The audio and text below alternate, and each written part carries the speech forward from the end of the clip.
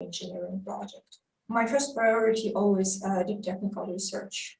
So I like to do full stack stuff. So usually that involves searching for zero-day vulnerabilities using a variety of different techniques and reverse engineering, developing tools, and developing exploits.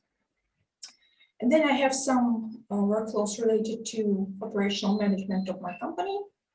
And then I have some workflows related to creating and teaching the trainings. So what are your thoughts on the PWN2OWN competition? Well, obviously, I like and respect PWN2OWN since I came here to talk with you. Right. But honestly, I think that winning a PWN2OWN or a similar competition is an essential milestone in a career of ethical hacker. I would really say that you're not a true top hacker unless you have won something like a PWN2OWN or similar competition, of which I hope there will be more in the nearest time. Yeah, we hope so too. Do you have any thoughts on the targets for this year's competition? Is there anything that really stands out to you? I would say that Zoom does stand out for me by virtue of how fast the management of Zoom reacted to the first vulnerabilities demonstrated that were just demonstrated last year due to pandemic. And then this year they are already embracing PWN2OWN, which is very cool. Because usually for majority of vendors, it takes many years or maybe even decades to finally go through all the stages and realize that they need to participate in this kind of competitions. So Zoom just reacted in 1 year, which I think is pretty cool. Yeah, we're really happy to have them as a partner this year as well. Besides Zoom, is there a targeted category that you're really hoping to see exploited by one of the participants? Well, specifically because you're into virtualization, are you looking for something specific there? You know, just hoping that something gets basically popped or some research goes out or anything like that? No, I'm not hoping for anything. If I need to bounce something, I can do it myself usually. That leads me to my next question, kind of along those lines. When you approach a product or a service and you're looking for that O-Day, what's your initial tactic at it? Do you just start with fuzzing? Do you go with some static reversing? How do you begin looking at a particular product? Actually, I have developed kind of very systematic and universal strategy for approaching new targets because due to my personal specifics, I like to attack different kinds of different classes of targets. So, which pushed me to develop this kind of universal strategy and make good decisions about what exactly I'm going to do with the target. So it's kind of complex, but the strategy involves several well-defined steps, of which the first step is usually same as in penetration testing projects. It's reconnaissance based on public sources. This is the first thing that I do. And this involves studying vulnerability history, various technical documentations and publications available, and so on. The next stage will be creating a research platform for that target, which usually involves setting up debugging, reverse engineering with some additional symbolization or something like that, creating my own tools and so on. Occasionally, there is a need to create your own debugger. And the next stage, the third stage, would be to develop a threat model. Threat modeling, which is also, in my case, I use a very systematic approach with several layers of attack surfaces and attack vectors, which enable me to quantize the work involved in different potential attack vectors and make a very informed decision about what I'm going to do next. After these three initial stages, I would usually pick a specific attack vector, or maybe a few which seem like interesting or easy for me, and do some easy tests without diving too deep into it. These are the 4 initial stages in my research approach.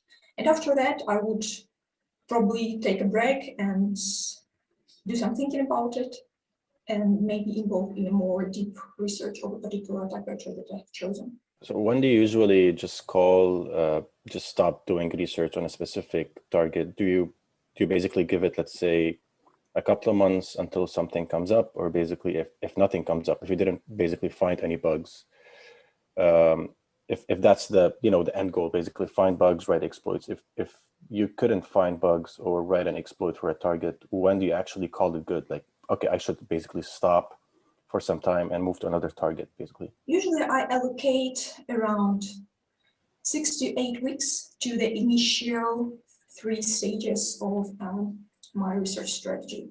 And I put a goal to find at least one good zero-day vulnerability in it. Usually the bug comes out in maybe a couple of weeks. So if that happens, then I still have additional tasks related to establishing a research platform and collecting all the information and developing my own internal framework for what exactly the attack surfaces there exist and so on. So in any case, this initial approach usually involves around 4 to 6 to 8 weeks. And out of this 6 to 8 weeks, I usually come out with a handful of some zero-day bugs and a solid research platform and some my own internal tooling for attacking this target. Now, you teach a course in a lot of this stuff too. Do you talk on these techniques in your course?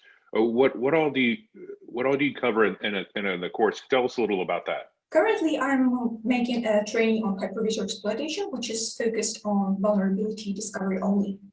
So, because I have recognized that vulnerability research and vulnerability discovery is very, very different from exploit development.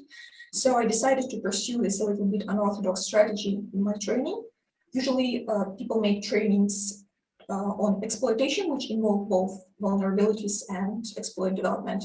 In my case, I decided to make two separate trainings. The first level is devoted entirely on vulnerability discovery in hypervisors, especially because hypervisors is such a huge subject. So the 4 days that I have is barely enough to scratch the surface of it and introduce the various classes of vulnerabilities and attack vectors which are available in these systems. I didn't answer the question about whether or not I involve some beginner strategies. Actually, yes, and it was a deliberate choice when I created this training to include some stuff which is very, very friendly for beginners, and especially my personal approaches on how to attack a target, and how to solve various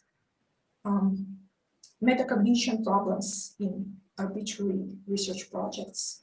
So I was going to ask you, well, you've submitted to us, back in the days, and we've seen some of your work. I've seen, you've been fuzzing Office for some time. You did some research in other on browsers. Then you pivoted to a little bit to virtualization, basically, right? Why virtualization? Why not go into something else? Let's say IoT, embedded systems, something like that. Why did you choose virtualization as something you want to dig into and basically created training for specifically? The main reason for me, because virtualization kind of combines all the different things that I love in research. Because if you attack a hypervisor, you have to traverse several different layers of privilege boundaries. You have to be very familiar with operating system kernels, not just one kernel, but maybe a few of them. You have to know the operating system APIs. You have to be familiar with hardware and remote protocols and everything. So virtualization systems is kind of a world in its own, which combines majority of software technologies that we can find. And because I'm naturally very curious, so it's fun to attack a system which enables me to have all the opportunities to explore all the technologies that I like to explore in one place. And also because there is a lot of complexity in hypervisors, a huge amount. And also because there are some very interesting attacking opportunities which enable you to theoretically perform a full virtual machine escape from remote attack vector, such as from a browser, traversing the entire hypervisor and virtualization stacks, then traversing the various host operating system stacks, and eventually reach the hardware. this is also very fascinating to me that I can, during this developing an exploit or finding a vulnerability, I have to learn or be familiar with all these technologies, and it's possible to create such a very, very long chain of exploits involving very complex things. This is something which is very interesting to my brain. Definitely, yes. We've actually seen a couple of those chains in PWN2OWN when basically, I think it was 360 or Tencent, basically they went from edge to the kernel, and then got code execution on VMware on the hypervisor, and basically got code execution on the host, which was fascinating. It's definitely fascinating chains when you have all those moving parts, different technologies being exploited together. It's definitely interesting. Dustin, do you have any more questions? Yeah, let's pivot just to talk about kind of the InfoSec, just in general. What are some InfoSec thoughts that you have that kind of keep you up at night? What are some problems that are like, oh man, that's going to be a real problem for us as an industry to solve? I don't have InfoSec thoughts. Then you must sleep better than I do. Okay, that's good. Not always. Usually, if anything keeps me up at night, there's some exciting thoughts about the current deep technical project that I'm doing. And yesterday, honestly, I was very worried because I'm currently working on my PWN2OWN exploit. Oh, okay, that's good news. I had a greatest. That was the question. That was why I asked you basically which virtualization or which target do you want to see, and you're like, oh well, I can point it myself. So let's see what you. Okay. No, you're not challenging. I'm waiting for that. I'm looking forward to see what you. Yeah, I'm a little bit worried because I found a bug which seemed initially very trivial. So I allocated kind of not enough time to this, and then suddenly I stumbled on the fact that it's not as trivial as it seems, and I became worried if there is still enough time to develop the exploit, because it's going to be a little bit complex. So I don't know. Yeah, looking forward for that, to see that, definitely. Yeah, absolutely. We're looking forward to seeing that. Wow. Okay. So that brings me to my next question: is when you are reversing, what is your favorite snack food to have while you're going at this? I probably have some hot tea, black tea with something sweet, like sweet cookies or crackers with peanut butter and some fruits, something like that. Maybe chocolate. Tea seems to be the popular response. Yeah, that's great. So far, most of the researchers actually like tea, it seems. I think we need to have some ZDI special edition tea. I think that'll work. I think I can make that happen. Yeah. Do you have any future plans other than basically digging into virtualization or creating, trainings for virtualization and stuff like that? Do you have any other plans for different technologies that you can think of? Like, are you thinking of going back a little bit to browsers and Office and stuff like that, or are you just settled now in virtualization? Actually, both. I thought of both going back a little bit and collect all the information that I gathered while attacking operating system kernels and browsers. And also I have some ideas to move on. Hypervisor exploitation is definitely not my final choice. It was kind of a great platform, and also it was a great testing choice for launching my trainings. So now that I have placed this foundation, I will definitely go further. And honestly, I'm already getting a little bit bored with virtualization, so I need something new. So let me ask you this. I think we have a little bit more time. Since you're one of the few researchers who actually, female researchers who submit to us. What would you tell the female researchers out there? How, if they want to get into it, if they're scared to get into research or to get into the community, what would you actually tell them? Well, I hope that I myself is a kind of a message for them that it's possible and you can definitely do it. So just go for it. And the most important thing here is not to get discouraged by whatever people say, or there is definitely quite a bit of pressure and resistance to accepting female, very professional female roles in the community. this is a fact, and it's not really getting better at the pace that I would like to see it. So probably when a girl gets into it, she would meet this kind of resistance, which is normal. So the main thing is just realize that this is what you want to do. This is what is you're interested in. Just keep digging, and it doesn't matter what other people say. They will always say something. Yeah, of course. Well, I thank you for your time, Melissa, and I really appreciate all your answers, and I wish you the very best of luck in finalizing that PWN2OWN exploit. We're really, we hope you finish it off and we hope to see it. Thank you.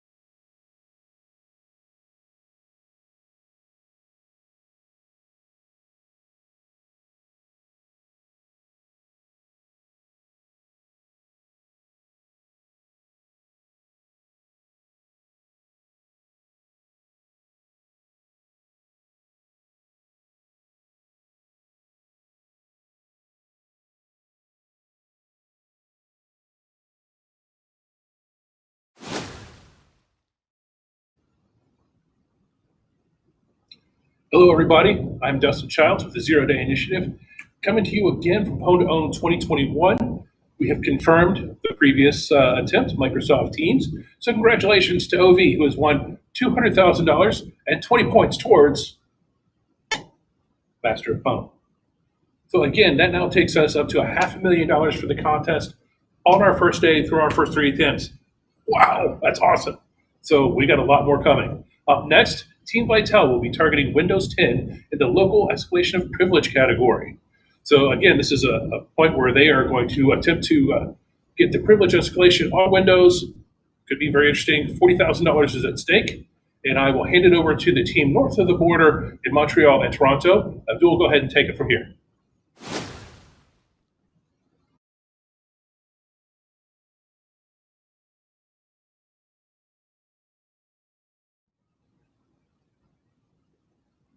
Three, two, one, boom. You see the countdown timers are up. Again, we have a 5-minute window, 3 attempts of 5 minutes each. Within. That was quick, man. It's pretty fast. Good job. Awesome.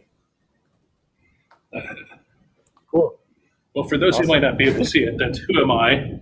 And it says NT Authority. Since we're in the privilege escalation category, I'm assuming they didn't start with NT Authority, the system. Oh, yeah. Yeah, there you go. that looks good. Good job. That looks like a successful demonstration. Awesome. So again,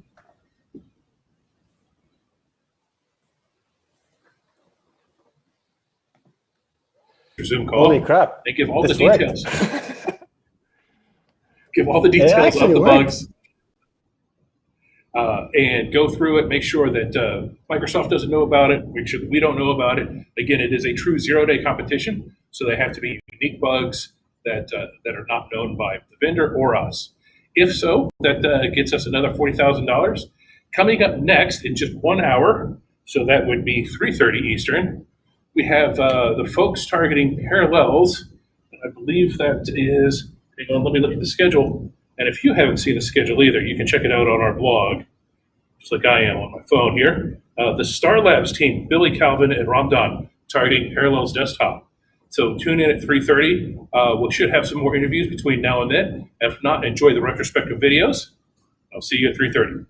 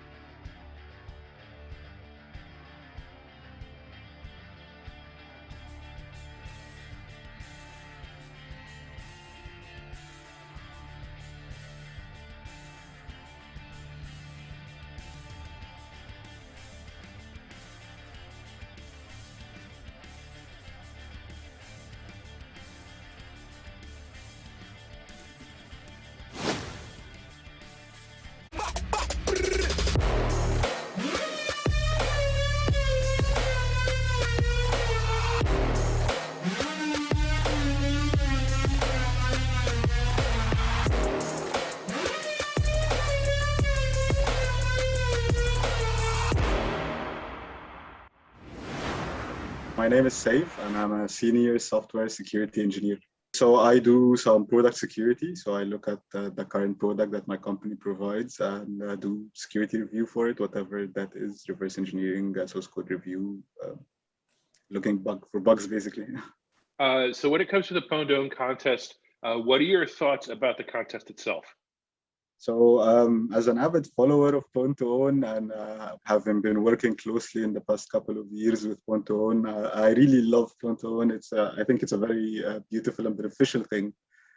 So not only researchers get to showcase the latest vulnerabilities, but more importantly, a lot of cool exploitation techniques that allows other researchers to either exploit similar bugs in the same way or open their minds to different techniques and different ways, different areas in the code to look at. Not only that, but from the vendor side, it allows the vendor not only to see where in the code there is a problem, like a use-after-free or memory corruption, but it also shows them the full RCE chain, which allows them to see how each specific application was exploited, if there is any way that you can actually mitigate a whole bug list rather than just do a point fix to the vulnerability itself. So it's always presenting with such cool information for everyone around. And at the same time, it's very exciting to be part of it, like looking at researchers having to modify their exploits on the fly to get them to work at targets. They have 5-minute time limit. There's always drama and happening in PWN2OWN, last-minute exploits, very fast exploits. So what's not to love about it? Yeah, exactly. A lot of last-minute things for sure. Have you had a chance to take a look at this year's contest? Are there any targets that really stand out to you? Yes, there is. I think Microsoft Teams, Zoom are very interesting targets. Of course, RDP and Microsoft Exchange is also a couple of other interesting targets. And as always, all the virtualization technology. Is there a particular target or category that you're really hoping to see a lot of exploits in? So I'm hoping for RDP, and like I would love to see some RDP exploit, and of course Hyper-V or any virtualization platform. Yeah, the Hyper-V stuff is definitely always entertaining, and especially with all the active exploits in RDP over the last years, getting some more in it at PWN2OWN would be great. Yeah. So when you approach a product, or you talk about doing reverse engineering on your own, how do you start a project when you're, what's your mindset as you approach a target and say, okay, I'm going to reverse engineer this, or I'm going to look for security bugs in a particular product? Is it just static analysis? Do you just start fuzzing? How do you begin? So initially, I just run the product under the debugger and have IDA open, look for big function, big switch cases, look at the strings, maybe some informative error messages that are there, like especially if it's doing some parsing to some protocol, like an error message that says, hey, there's an error in the connection or an error in that protocol that gets me to a function where this is being processed. And then just like breakpoints in the debugger, start to play with it, do dynamic analysis while reverse engineering, understanding how it works, the bits of pieces of the data that I control. And from there, follow with looking for vulnerabilities and how this data is being parsed, generally speaking. Or if there is any like obvious dangerous functions being called, for example, some way, some path to call, create process or shall execute or something like that. Very interesting. I go for that. How long do you basically spend time on one specific research? For example, let's say you started researching on product X and you started from scratch. How long would you basically just say, well, it's enough, I should stop looking at this and basically just move on to something else? Is that, do you have like time frames set for specific targets, or is it just like an on-off kind of thing? It depends what you're working on. It depends really. Like if I'm doing it for work, like I used to do, like then you have a time limit for each research project, of course. So you kind of have to very quickly grasp if this is an area of code that you need to look at, and then move on if it's not. But currently, if I'm doing it by myself, like I like to put myself like I think 3 months of good research into something, but I don't necessarily put it as 3 months to find a vulnerability. It's more or less of 3 months of trying to understand that particular thing, how it actually works, and hopefully you'll find something if I'm lucky. So you mentioned IDA. Is that your favorite tool when it comes to reversing, or are there other tools that you really lean on or is it just homebrew stuff that you use too? No, I regularly just use IDA and any debugger when doing dynamic analysis on the side.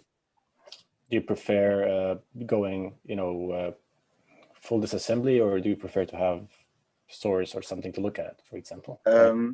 So it's always like, I'm not gonna lie, it's always good to have source next to the disassembly, but at the same time, like I find that the compiler like output for me is a bit confusing for the way that I do it. When I'm going through reversing, I'm not necessarily trying to think, like my way of thinking is not necessarily how this is gonna translate to C or C++, but more or rather like just following the instructions and seeing if there is something that pops up, like getting to the assembly level itself. I think different type of people are used to different type of things and are more comfortable working with different type of things, but that's why everyone has a different way of doing it, I guess. So you're originally from Egypt, and basically you graduated from Egypt, correct? Yeah. So how did you get into that space? Because we both similarly come from the same region, and we didn't have, we didn't have the luxury of going to conferences, for example. Of course, we didn't get the luxury basically to go to trainings. It's just, online stuff. You probably started, as I started, dial-up stuff and whatnot, limited resources. So how did you actually get to this point where you're actually proficient in what you do? To be honest, like it's mainly like in the beginning, it was self efforts, like reading resources online. There is resources online available, and being persistent. I'm not gonna lie, like in the beginning, I felt like I'm not able to fully comprehend what was happening, but being persistent and understanding how things work, and not afraid to ask questions. Because the online community was great and it's still great. You can reach out to anyone if you have any specific question on IRC channels at the time. And people will gladly help out with the information that they have. Bit by bit, I started getting into that whole thing. But at some point, I didn't realize that I can even be doing this for a living until I was working as a system admin for a company that was undergoing PCI DSS, and they had to go penetration testing.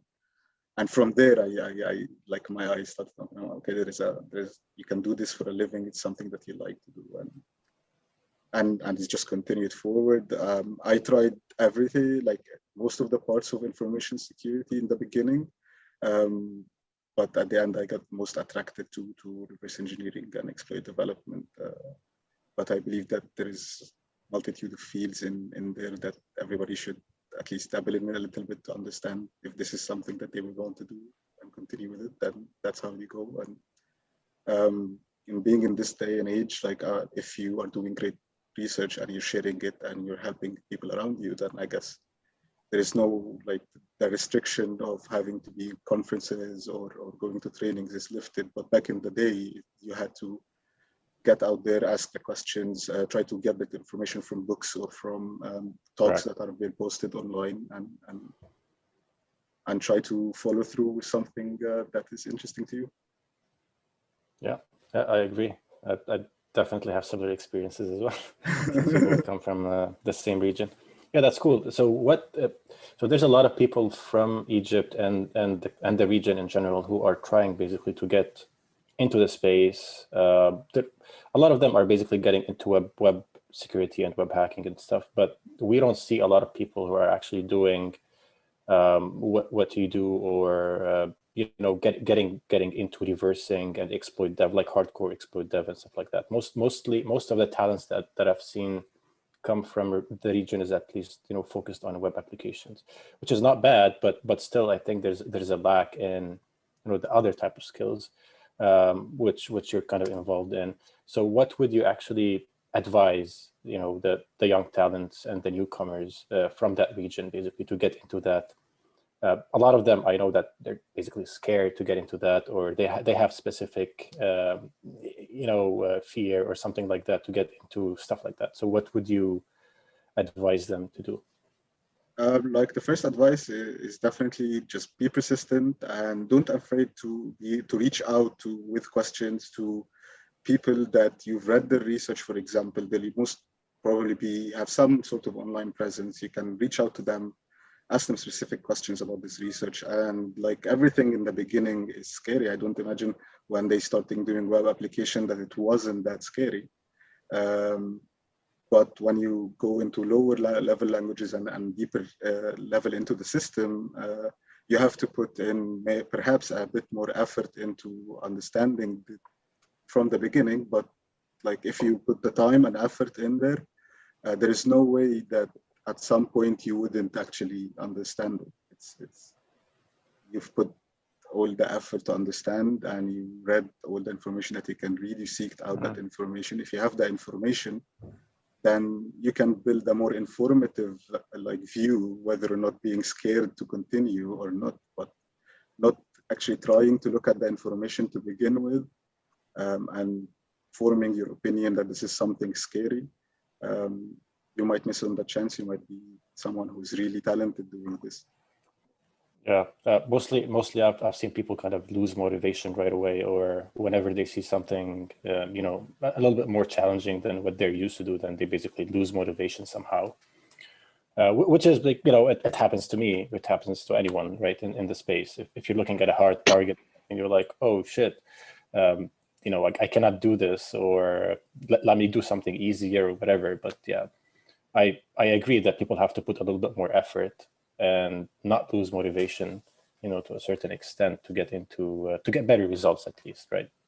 Yeah, to get a better understanding of the problem itself, and that's why I'm saying the first thing has to be persistent. Like either ways, if you're like from anywhere in the world and you're starting to get into reverse engineering and exploit development and operating system internals and application internals, it's a bit like scary in the beginning, but like if you put the effort in, then at some point you'll start to understand what you're seeking to understand, and it falls through.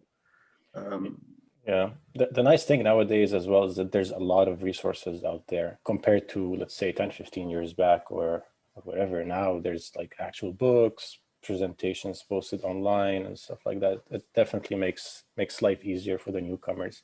Of course, whoever wants to get into it. Yeah, but don't forget also that, like specifically for exploit development, for example, it has become, the barrier of entry has become much higher than 10, 15 years ago. Yeah, yeah. With all the mitigations that has been put into the application operating systems. It's true. Is that your biggest challenge these days, going from vulnerability to exploit?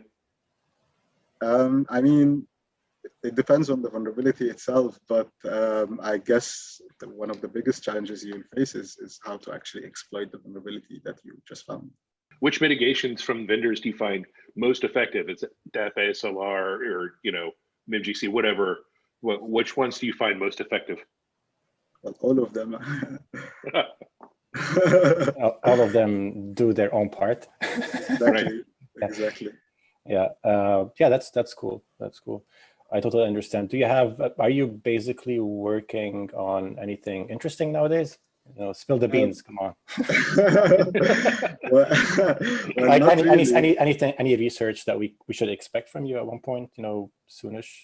Well, like I've been on a little bit of a break after like switching my job, but like I recently started becoming a little bit interested in browser sandboxing, okay, which I think is some cool target to look at. So hopefully, if I'm lucky enough, you should be looking out for something related to browser sandboxing. Yeah. Sweet. Yeah, we should expect you at PWN2OWN then. Yep. I wish I was that good, man. No, you're good. You're good. You have 1 year. Know yourself. You're good. 1 year to get ready. You've got a pretty diverse background, and you know, you come from Egypt, and you have a unique way of looking at things. If there's like one thing you could tell every CISO or CSO in the world, what would that be? Like I haven't interacted much with a lot of CISOs, but like the thing that one of my mentors told me when I was beginning in regards to running an information security department for a specific company is that trust in your teams, hire smart people that can get the job done. Because when smart people look at any problem, they tend to find the solution for it. And at the same time, like the thing that I noticed from nowadays is that not all the shiny things bring benefit. You should really look at your assets, understand the threats that you're facing, and look at the return on investment that you get from the tools that you have running inside your network. What type of thoughts on InfoSec, or what InfoSec problems keep you up at night? To be honest, like not much, but like the idea itself that we might be stuck in this cycle of like people just basically taking all the issues what seems personally, and very few people are just trying to actually find solutions to many problems. So just getting stuck in the cycle of, oh look, they did this mistake, or look that they did this good even, is just I believe we need to all get on with our jobs and try to do our best at it, and that's the one thing that might scare me of the future of InfoSec, really. Cool, that makes sense. And completely different question. What is your favorite snack while you are reversing and or hacking? Man, sometimes I forget to eat while I'm doing that, but I will definitely say on top of my mind it's pizza. Let me ask a variant of this question. Okay. At 4 in the morning, shawarma or falafel? 4 in the morning, falafel, man. Shawarma. Although we did have 4 in the morning shawarma, I think, at some point, you and you. We did, yeah. Yeah, I was at Offensive Con. That is correct, yes. So I guess the last question I have is, speaking of Offensive Con, when we can all travel again, when they're actually having conferences in person again, is there a conference in particular that you're looking forward to attending? To be honest, Offensive Con, yeah. Offensive Con? Yeah. I haven't been to that one yet. I'm really hoping I can go to the next one that they hold in person. Oh man, like I hope to see you there next time, man. You're Yeah. in for a 4 a.m. shawarma. Absolutely. Look at me, I'm a guy who knows a little about 4 a.m. Abdul, did you have anything else that you wanted to ask or cover? I don't have anything. Thank you very much for taking the time to to have this interview with us. Yeah, absolutely. We appreciate it. Thank you very much. Oh, thank you for having me. It was awesome seeing you guys. Yeah, awesome to see you, Saif, and thanks again. Thanks again for your flexibility, and we look forward to seeing you at whatever conference we can. Yes, me too. Absolutely. Alrighty.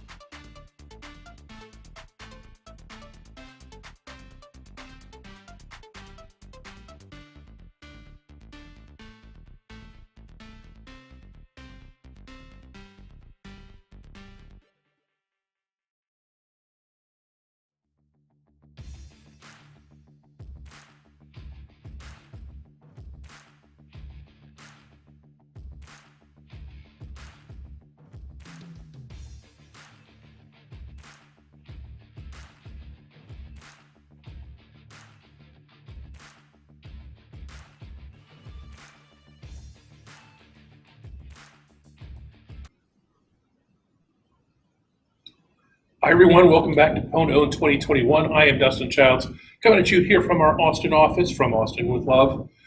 Next up, we've got the Star Labs team of Billy, Calvin, and Ramdan targeting the Parallels desktop. This will be in the virtualization category. They will try to get out of Parallels desktop and under to the underlying OS, the hypervisor. We'll see if they're able to do that. I know this is going to be a pretty interesting one. So without any further delay, we have $40,000 on the line here and 4 points towards Master PWN. So Abdul, I'll hand it over to you for the attempt.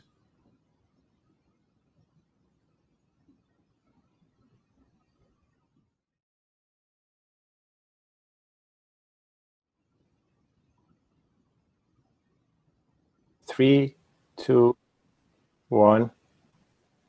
Boom.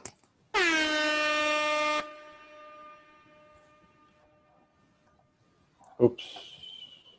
All right.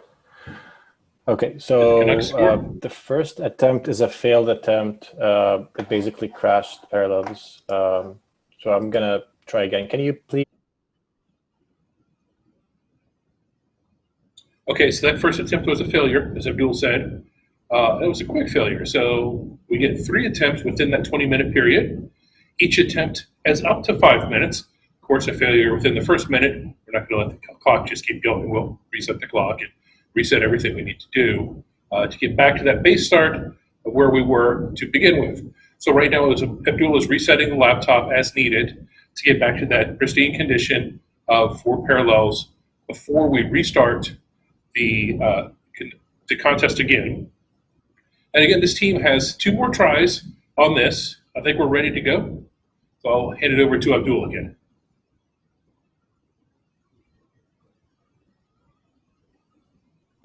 It's going to take a couple of seconds. Okay. All right. Let's do this again.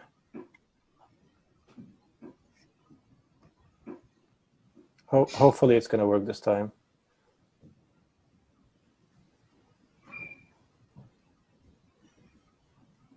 For luck. Trophy.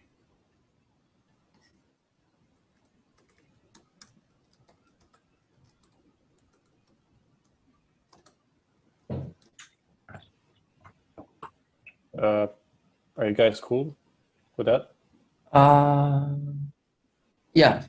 I think we can just go. All right, Kevin, can you start, please, the timer? All right, 3, 2, 1. Let's do it. Okay, we've started our second attempt now. So attempt 2 of 3. Oh. Okay. Here with Star Labs. Is also a failed attempt.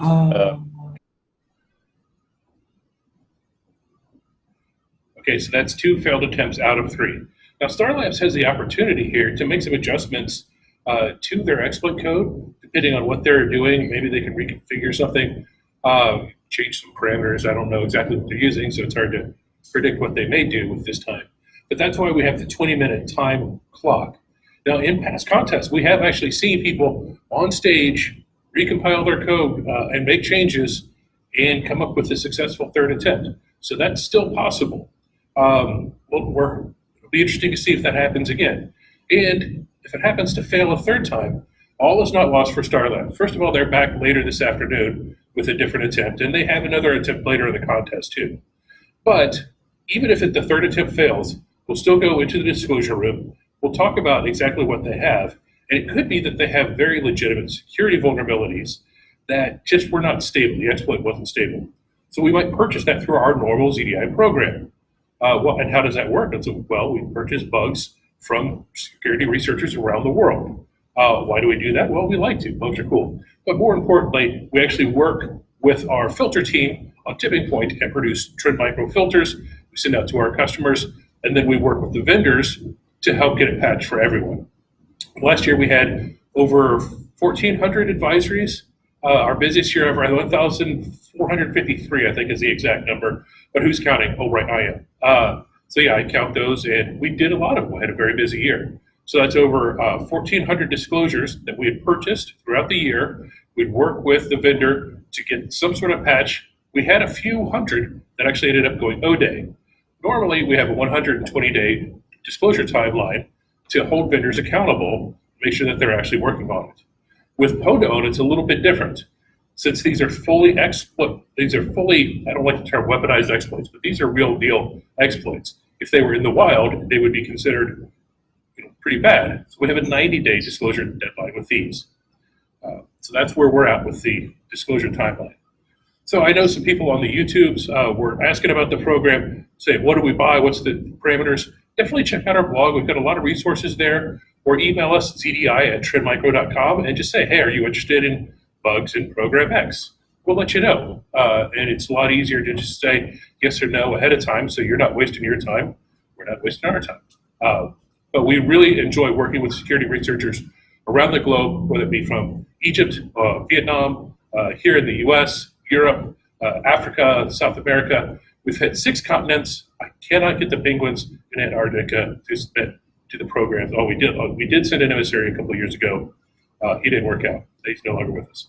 But anyway, 6 continents. We've had over 3,000 independent. I think we're actually up over 5,000 independent security researchers throughout the lifetime of the program. And the program, over its lifetime, has awarded more than $20 million, and that's not counting PWN2OWN. By the way, we're up to $540,000 for the contest so far, and I still haven't seen our budget person. That's okay. So Abdul right now is still making some changes, resetting the laptop. Hopefully we'll get a third attempt here within the time frame. I think Go we're ahead, ready. Abdul. Yeah, we're ready. Okay, great. Let's give it one All right, more time. Kevin. Try. This is the last try. Kevin, can you please start the timer?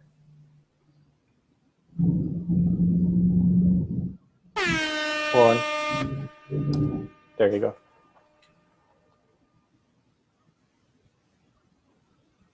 Third attempt. Yeah, Lasted it's a longer. failed attempt.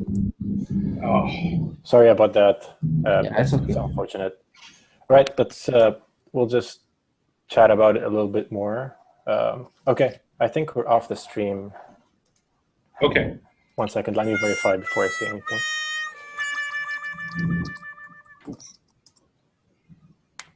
Well, that is unfortunate. And like I said, all was not lost. They will now head to the disclosure room to talk about the bugs and the exploit chain itself. Clearly, there were some stability issues, so that could be why it just didn't hit this time. There's also been times where you walk into the disclosure room, hit run again, and it fires off the first time. That's what we call really frustrating. But anyway, we have 2 more attempts today. Up at 4:30, we've got, hang on, let me check our blog with live updating. Ryota Shiga of Flat Security, we're targeting the Ubuntu desktop with local escalation of privilege. And then after that, at 5:30, the Starlab teams returns for their attempt at Oracle VirtualBox. So definitely give those a try. Come back in about an hour, and hopefully we'll see some better luck then. Until then, better luck next time to the Starlabs folks, and we'll see them in the disclosure room. Until 4:30. See you then.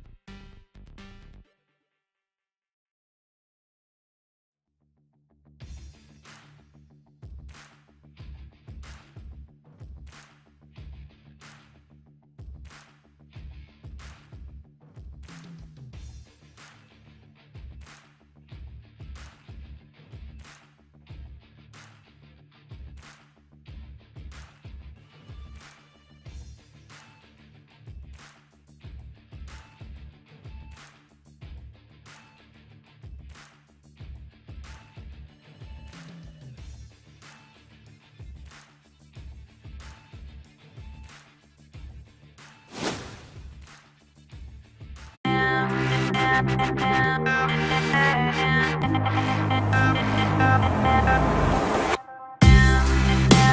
to PWN2OWN 2018. This year's event offers up to $2 million in cash and prizes as we return to Vancouver and welcome Microsoft as a partner and VMware as a sponsor. This year's event features 5 entrants targeting products across 2 categories, 7 different attempts in total. We did have additional contestants register, but unfortunately, they were forced to withdraw from the competition due to various reasons, some of which involved yesterday's bevy of security patches. As usual, we had a random drawing to determine the order of entries. Once that finished, Richard Zhu, also known as Fluorescence, attempted to exploit Apple Safari with a sandbox escape. Unfortunately, time expired before he could get his exploit working. Despite this, the bugs he brought to the contest were certainly interesting, and we ended up purchasing them through the regular ZDI program. Richard returned as a second entry, this time targeting Microsoft Edge with the kernel EOP, and he bounced back in a big way. After his first attempt failed, he debugged his code live in front of the audience. His second attempt nearly succeeded, but the target blue screen just as his shell started. His third and final attempt succeeded with only 1 minute and 37 seconds left to spare.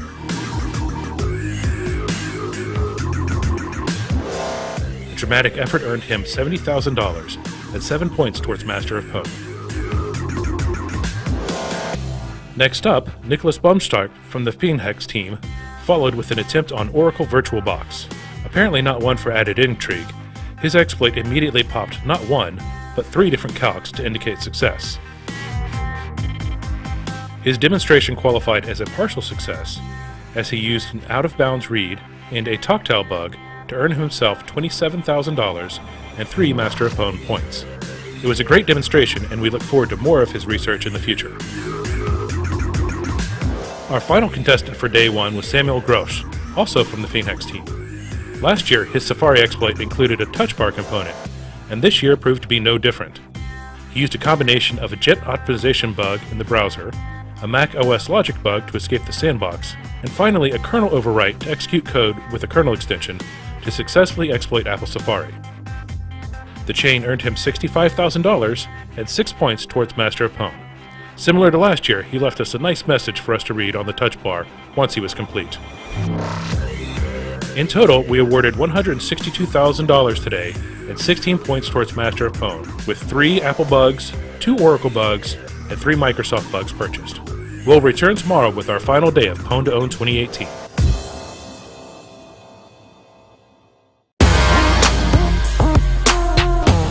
Welcome back to the second and final day of PWN2OWN 2018, where we successfully concluded our contest by awarding an additional $105,000 and 11 more Master of PWN points. Our day started with the return of Richard Zhu, also known as Fluorescence. This time he was targeting Mozilla Firefox with the Windows kernel escalation of privilege. He avoided all drama today and successfully popped Mozilla Firefox on his first attempt. He used an out-of-bounds write in the browser, followed by an integer overflow in the Windows kernel, to earn himself another $50,000 and 5 more Master of PWN points. This brings his event total to $120,000 and a commanding lead for Master of PWN.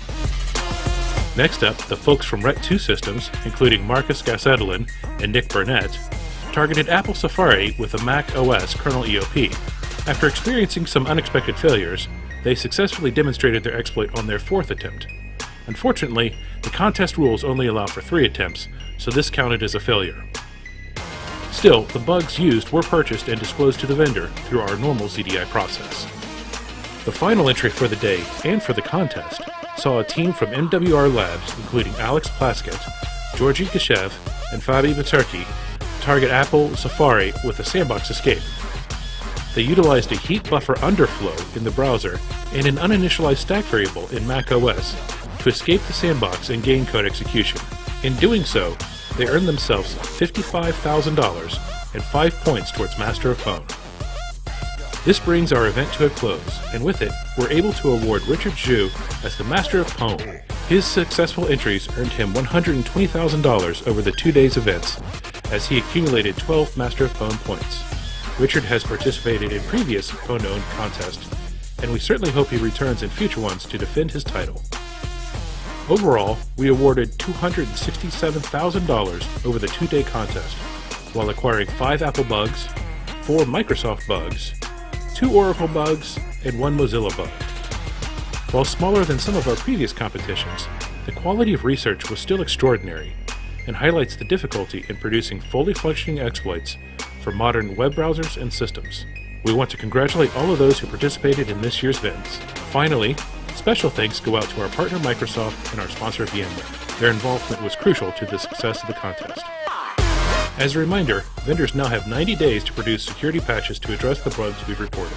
Once these patches are made available publicly, stay tuned to the ZDI blog for more details about some of the best and most interesting bugs we saw this week. Until then, thanks for watching, and we'll see you at our next event.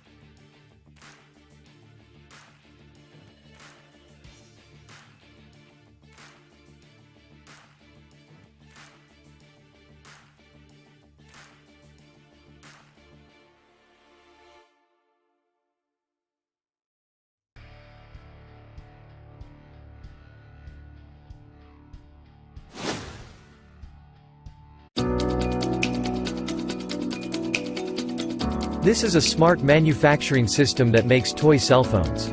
We did research on it to examine the types of unconventional attacks that could be launched on smart manufacturing systems. This smart manufacturing system is completely modular. It consists of 7 stations, each containing a programmable logic controller, or PLC, a human-machine interface, or HMI, and the physical machine that does the actual work, such as a robot. In this research scenario, the robot arm is not working properly. Even though there are safety limits to the machines to prevent damage in case of malfunctions, the robot arm suddenly falls near the conveyor belt. How did this happen? Let's begin by checking the Manufacturing Execution System, or MES, and seeing how the production process is running. At first glance, the operation seems to be running normally. The production order shows that all phone cases should get drilled on the right side. But how come this case has a hole that has been drilled on the left side? Data may have been mangled on the MES. Let's inspect the HMI to find out. The HMI is not responding and is unable to communicate with the MES. It appears that there's an attacker on the network, who is spoofing Address Resolution Protocol or ARP packets and keeping the network down. But the whole system was designed to be completely isolated, and an attacker shouldn't have been able to get in. It's possible that rogue software has been downloaded to the engineering workstation. But no, there's just an industrial add-in for the robotics development environment. This add-in comes from the vendor's app store, so it's presumably safe. Industrial app stores such as this have been gaining traction. However, we've found that not all of the add-ins in the app store are vetted properly. For example, this add-in is apparently for research purposes only, and has no actual functions. But it was added to the app store nonetheless. During our research, we found and reported a vulnerability in the App Store. Before the flaw was fixed, it was possible to bypass the vetting process. As a result, the add-in was immediately available for download. Now, it has complete control of the engineering workstation. However, upon checking the network logs, we see that the engineering workstation isn't performing any spoofing.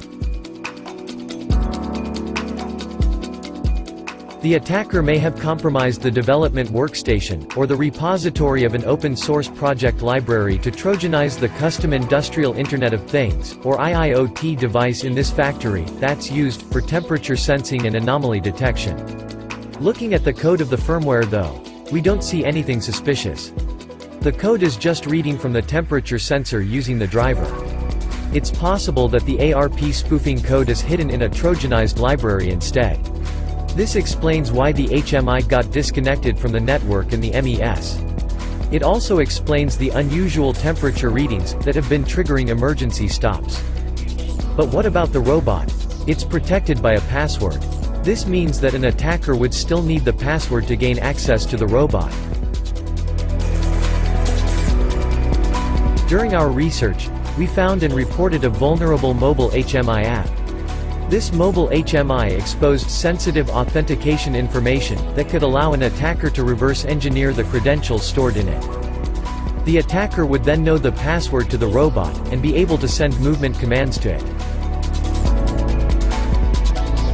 The attacker, having gained access to the engineering workstation, may have used vulnerable or malicious automation logic to send unintended movement commands to the robot or install a backdoor to control the robot from the network. With our research, we emphasize that since all of the machines in a smart manufacturing system are on the same flat network, they are isolated from the outside world, but not from one another. This gives rise to a complex ecosystem that has repercussions on the types of attacks that are possible in smart manufacturing systems. For more details and insights on these attacks, visit www.trendmicro.com and read our research, Attacks on Smart Manufacturing Systems, a forward-looking security analysis.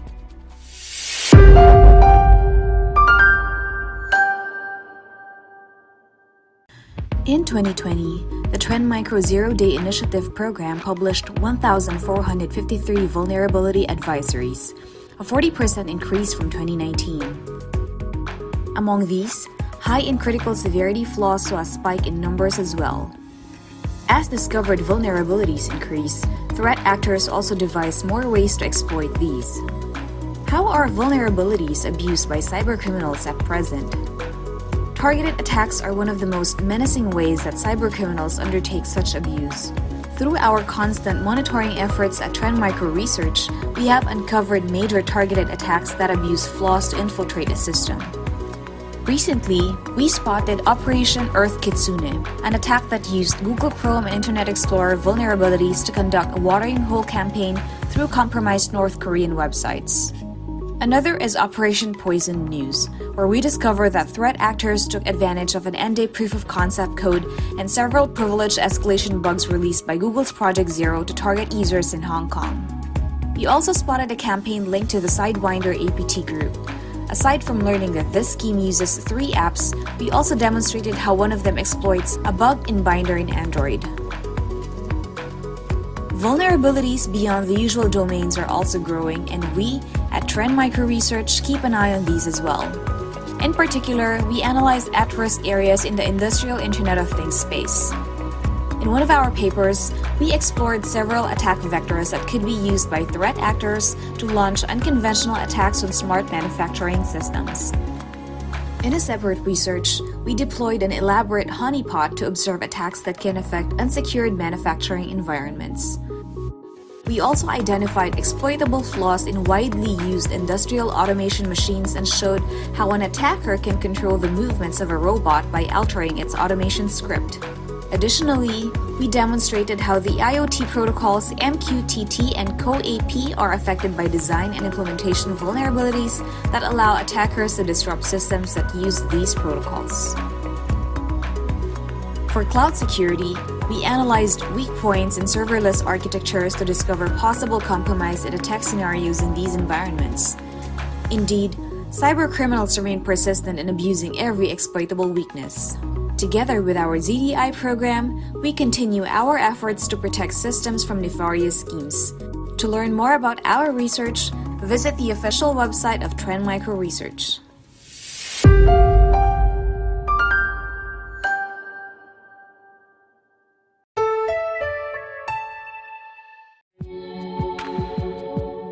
What if a perfectly patched industrial machine can still harbor unknown vulnerabilities where no one is looking?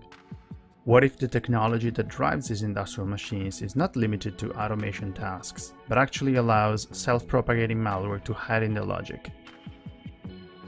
Industrial programmable machines such as robots are used in many sectors, including automotive, avionics, pharmaceutical, and food production.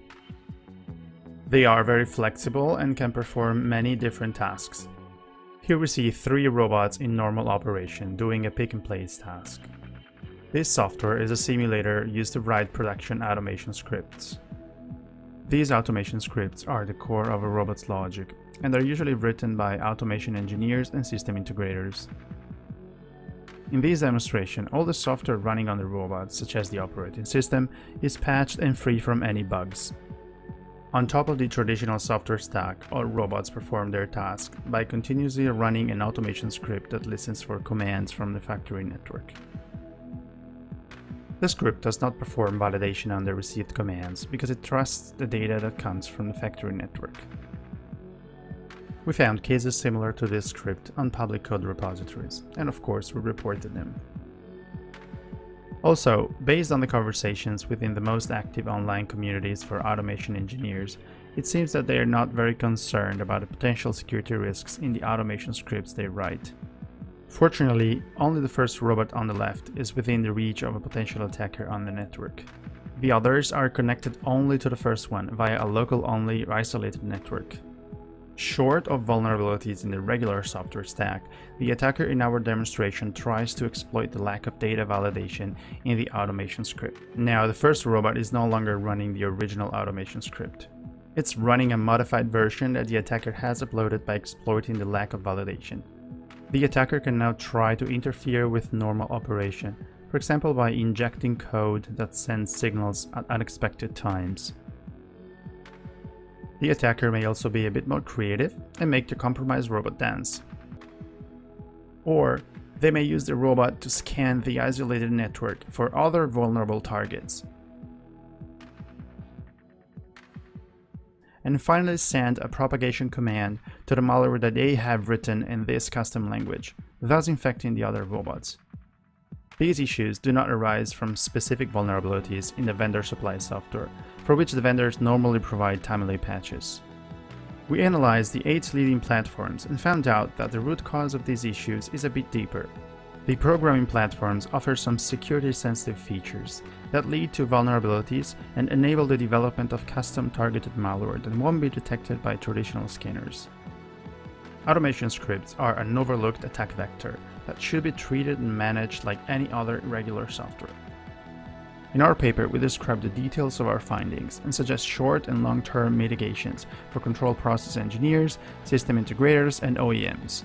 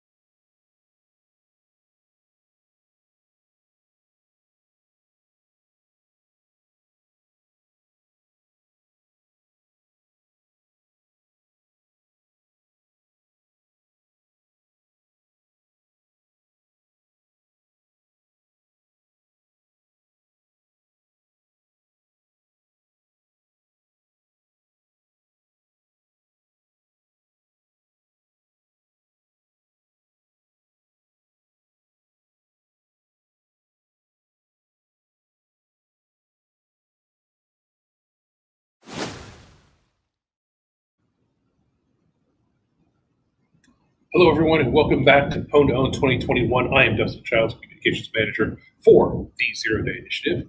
We are up to our penultimate challenge of day one. That's right, I said penultimate. It's a good word. Pick it up. And what we have is Ryota Shiga of Flat Security targeting Ubuntu desktop with a local escalation of privilege. On the line is $30,000 and 3 Master of PWN points.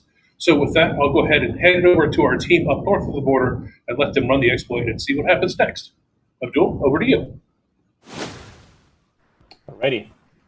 Ryota, are you ready? Yes. All right. Let me do this first. Who am I? Kevin, can you please start the timer? All right. 3, 2, 1.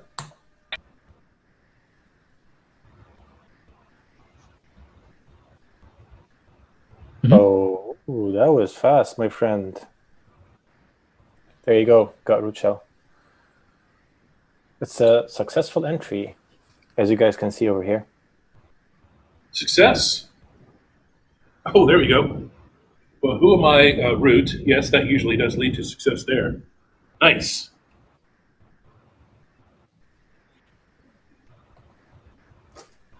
Congratulations. Oops. You got it. Okay. Okay, so that was very quick. No need to talk about timing. No need to pontificate about anything, really. Ran the exploit, got root. Like it. Now, again, he's off to the disclosure room with the ZDI analyst. They will take a look at it and actually bring in Canonical to look at it as well. We do these attempts an hour, hour and a half apart because it does take time to deconflict and to make sure that what we saw in the demonstration is real. As a zero-day contest, a true zero-day contest, everything must be completely unknown, meaning it's unknown to us as a ZDI and unknown to the vendor as well. And that does take some time to deconflict. So hopefully folks on the stream can understand why we have these downtimes. That's also why we try to have some other content to keep you engaged. So that's what's going on. Now, we've got one more contest, one more exploit attempt for this afternoon. That'll be at 17:30, 5:30 Eastern. And that is the Starlab teams returning. They will be attempting to exploit Oracle VirtualBox this time. Had a little problems with their parallels, hoping that they get a little bit better with VirtualBox. Maybe that'll make that right. And just enjoy the content until then, and I'll see you at 5:30.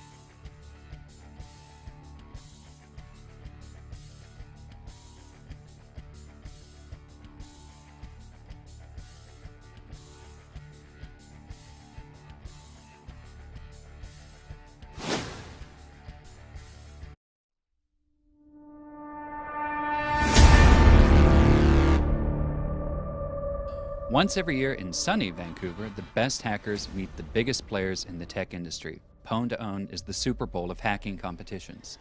This year, we had a record number of competitors sign up. Let's see how they did on day one. First to go was Jung-Hon Lee, who also goes by Loki Hart. He demonstrated a successful code execution attack against Apple Safari to gain root privileges.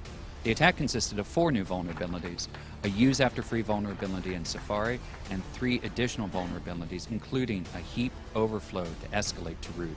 This demonstration earned 10 Master of PWN points and $60,000.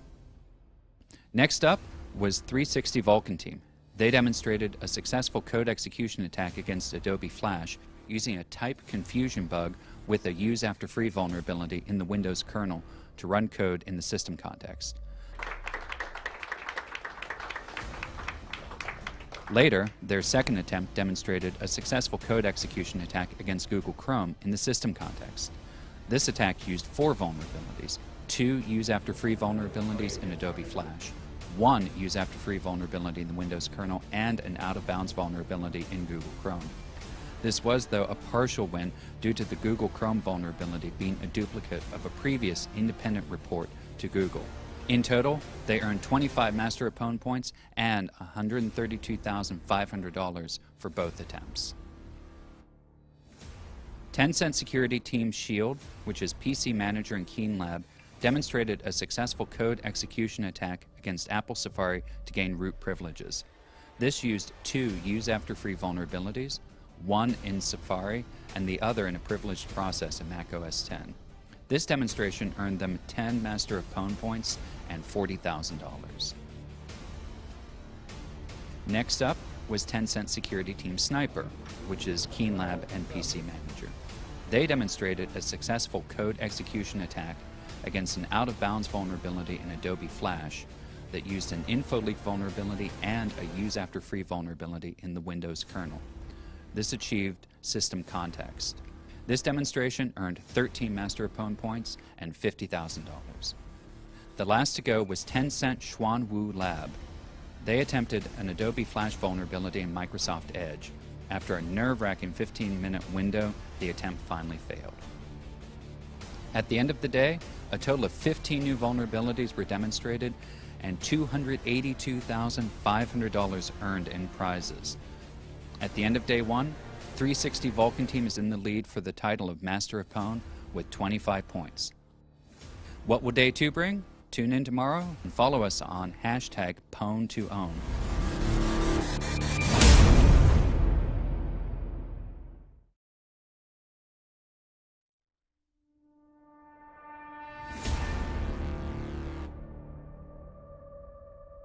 The second and final day of the 2016 PWN2OWN competition wrapped up today. It was an exciting day with 2 attempts failed in a row of PWN2OWN first, and the top prize of Master of PWN came down to the success or failure of the last attempt of the event. Let's have a look at the details. The first attempt today was by Tencent security team Sniper, Keen Lab, and PC Manager. They demonstrated a successful code execution attack against Safari to gain root privileges using a use after free vulnerability in Safari and an out of bounds vulnerability in Mac OS X. This demonstration earned them 10 Master of PWN points and $40,000. Next up was Jung-Hon Lee, who also goes by Loki Hart, with 2 attempts. The first demonstrated a successful code execution attack against Microsoft Edge in the system context using an uninitialized stack variable vulnerability in Microsoft Edge and a directory traversal vulnerability in Microsoft Windows to get system privilege. This demonstration earned him 15 Master of PWN points and $85,000.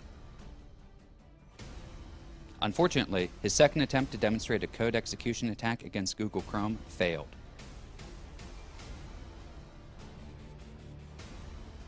Later, Tencent security team Shield, PC Manager, and Keen Lab attempted to demonstrate a code execution attack against Adobe Flash in the system context. This attempt failed.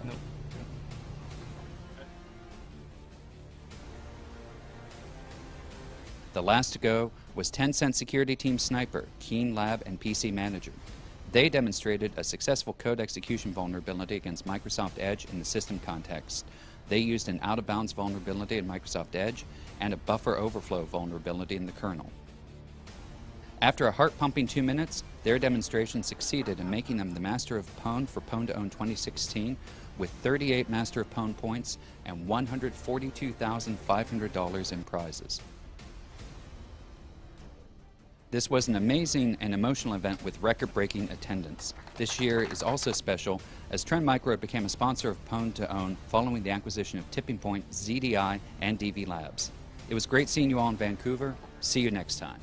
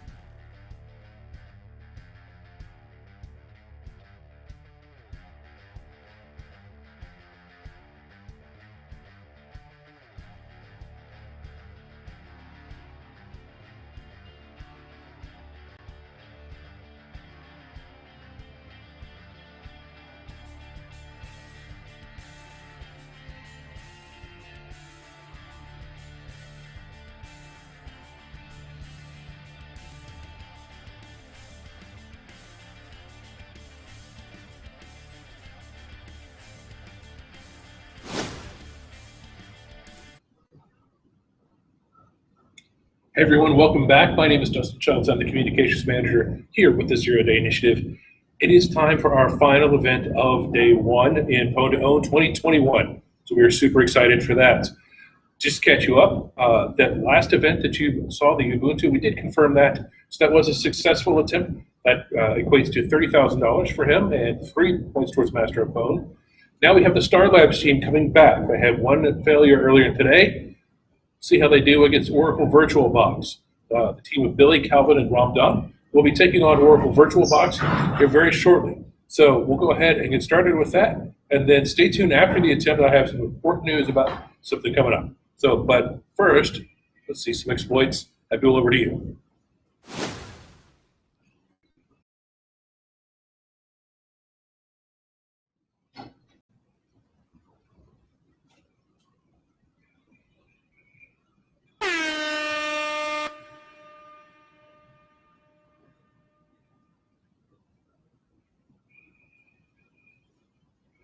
That noise appears to be our timer start noise now.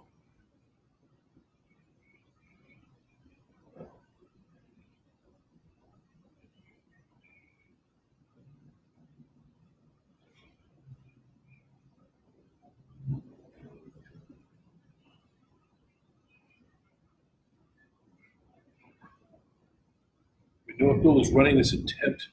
I don't think his microphone is on right now. As you saw before, we have 5-minute time periods, and we have 3 of those within a 20-minute time period. Each attempt is within 5 minutes.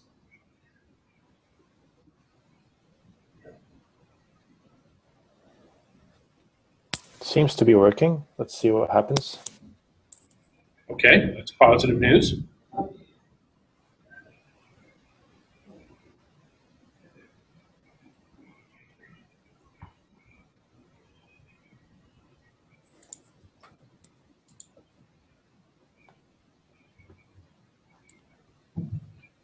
If I recall correctly, this is our lone Oracle VirtualBox entry for the contest.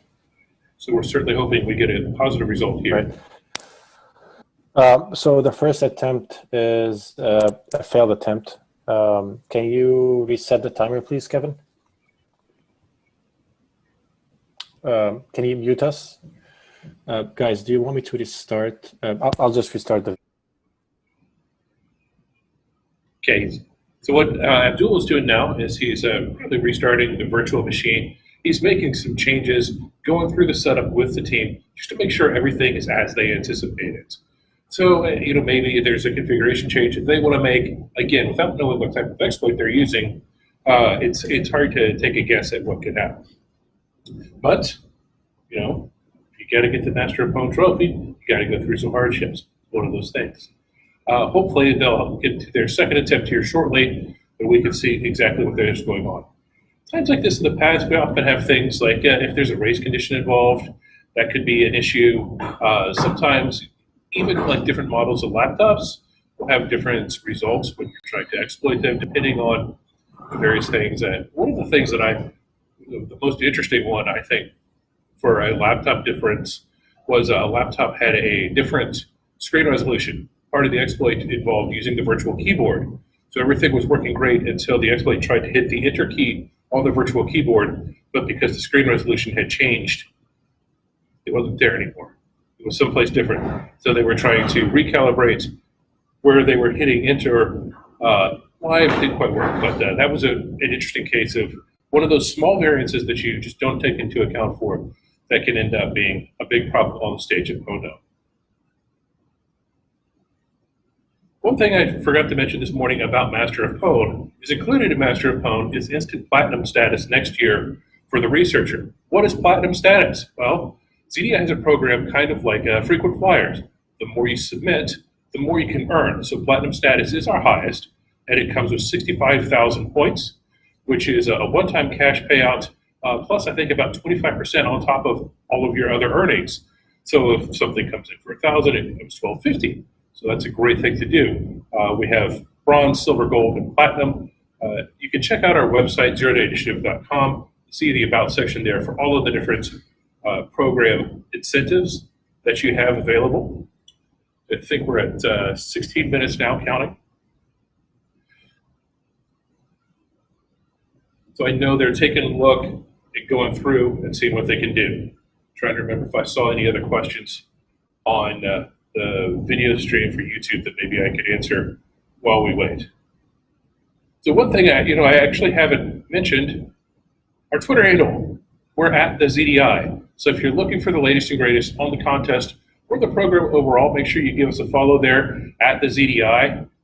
We try to keep quality content pretty regularly, but we don't flood you with a whole bunch of noise and nonsense. It's one thing I'm proud of. I know the guy who runs at the ZDI personally, so I make sure he stays in line. We'll see what's going on. Tomorrow, we start at 9 a.m. with our first attempt. That'll be Jack Dates. He started us this morning. So nice, he's starting us twice. So he'll be targeting Parallels Desktop tomorrow morning at 9. We'll actually get started about 8:45. We'll come on, we'll go through, kind of give you a rundown of what we're going to see tomorrow. We've got some great interviews lined up. We've got some technical content lined up right before the Chrome entry, which will be our second attempt, kind of going through what it takes to actually exploit a browser. So if you're curious about browser exploitation, want to know some of the history of it, want to know some of the ins and outs, definitely tune in and watch this video because it's fantastic. I've seen it. It's really good, so we're hoping that you'll enjoy it as well. We have interviews with Zoom. We have interviews with Adobe. We have interviews with former Master of PWN winner, Amat Kama. That's set to go tomorrow. And there was another interview, I think, set up. Maybe not. Can't remember right now. End of day jitters going on. So I think we're down to 14 minutes. So again, it is possible that you could run out of your 20 minutes before you run out of your 5-minute period. The 20-minute period is overall an encompassing of the 5-minute period. So it's great to be back here in the Austin office. I haven't been to this office in almost 2 years now. Normally, I'm at the Mid-South headquarters, which is my house that I work remotely. That's in the Nashville area. So if you're from the Nashville area, we're neighbors. Oh, we're ready. I think we're headed back to Abdul and maybe set for the second attempt here.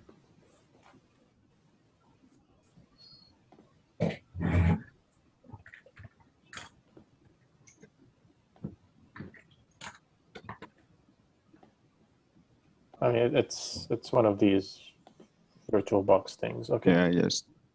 Okay. Thanks.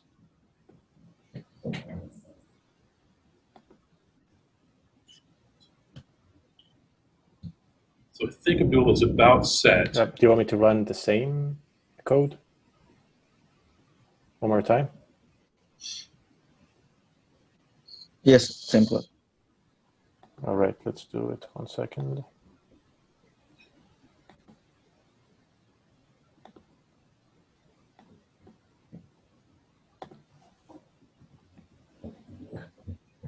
All right, so they're choosing to go with the same exploit they used last time. Maybe something slightly different in the configuration. Or again, it could be that case of a race condition where they think this time they'll get into that. Right, Dustin, this is going to be the last attempt. I'm basically trying. I'm restarting the VM just to make sure that I start from a clean state, Okay. and then I'll run the last time. Let's reboot this. Okay, great. So that's another thing that really the contest relies on the skill of our ZDI researchers. Abdul is in charge of them, of course. And it can be a little bit nerve-wracking for the researchers as they're trying to run the exploit as well.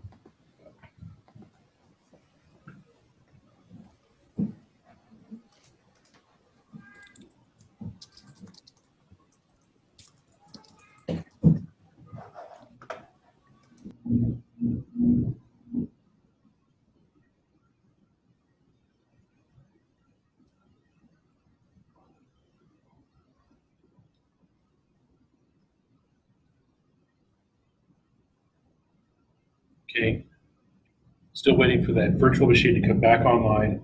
Make sure everything's good and set back to where it needs to be before we start our final attempt here. And the final one, final attempt of the day one of PWN2OWN. So far we've awarded $570,000 on day one. And if this one hits at full price, that'll be $40,000, push us over that $600,000 mark for a single day, which I think might be a single day record for PWN2OWN, which would be fantastic.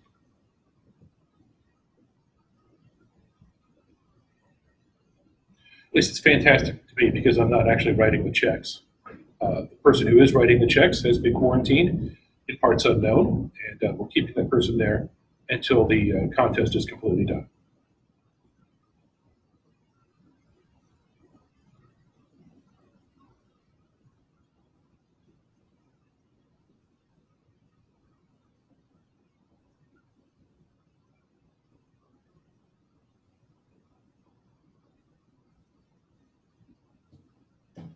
So, Jewel, are we about set to give this a final try?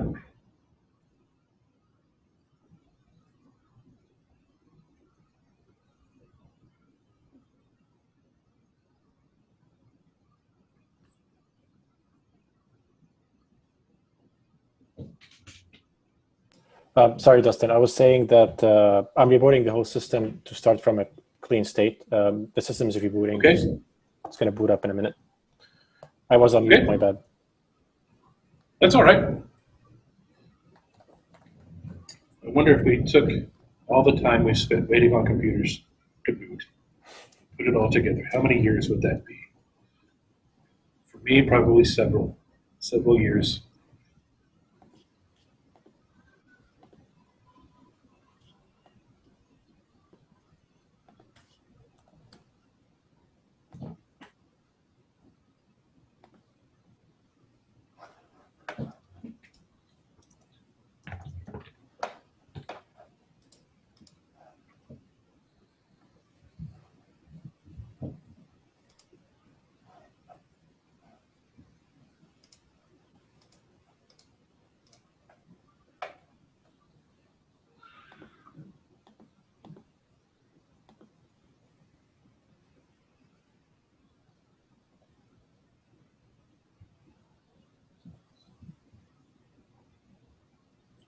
Down to 8 minutes overall and some change left in this final attempt of day one.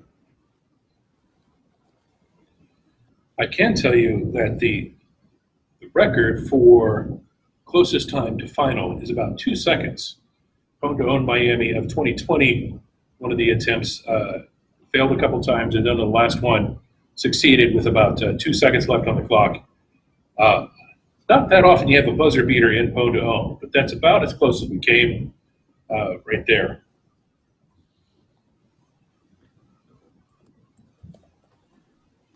And to the Gonzaga fans out there, I'm sorry, it was a great buzzer beater a couple nights ago against UCLA. Didn't work out so well for y'all against Baylor. That's tough. And for those of you who don't follow college basketball, sorry, that's college basketball's bad. Righty, Kevin, can you start the timer, please? This is the last attempt. Last attempt. Here we go. 3, 2, 1. Let's do it.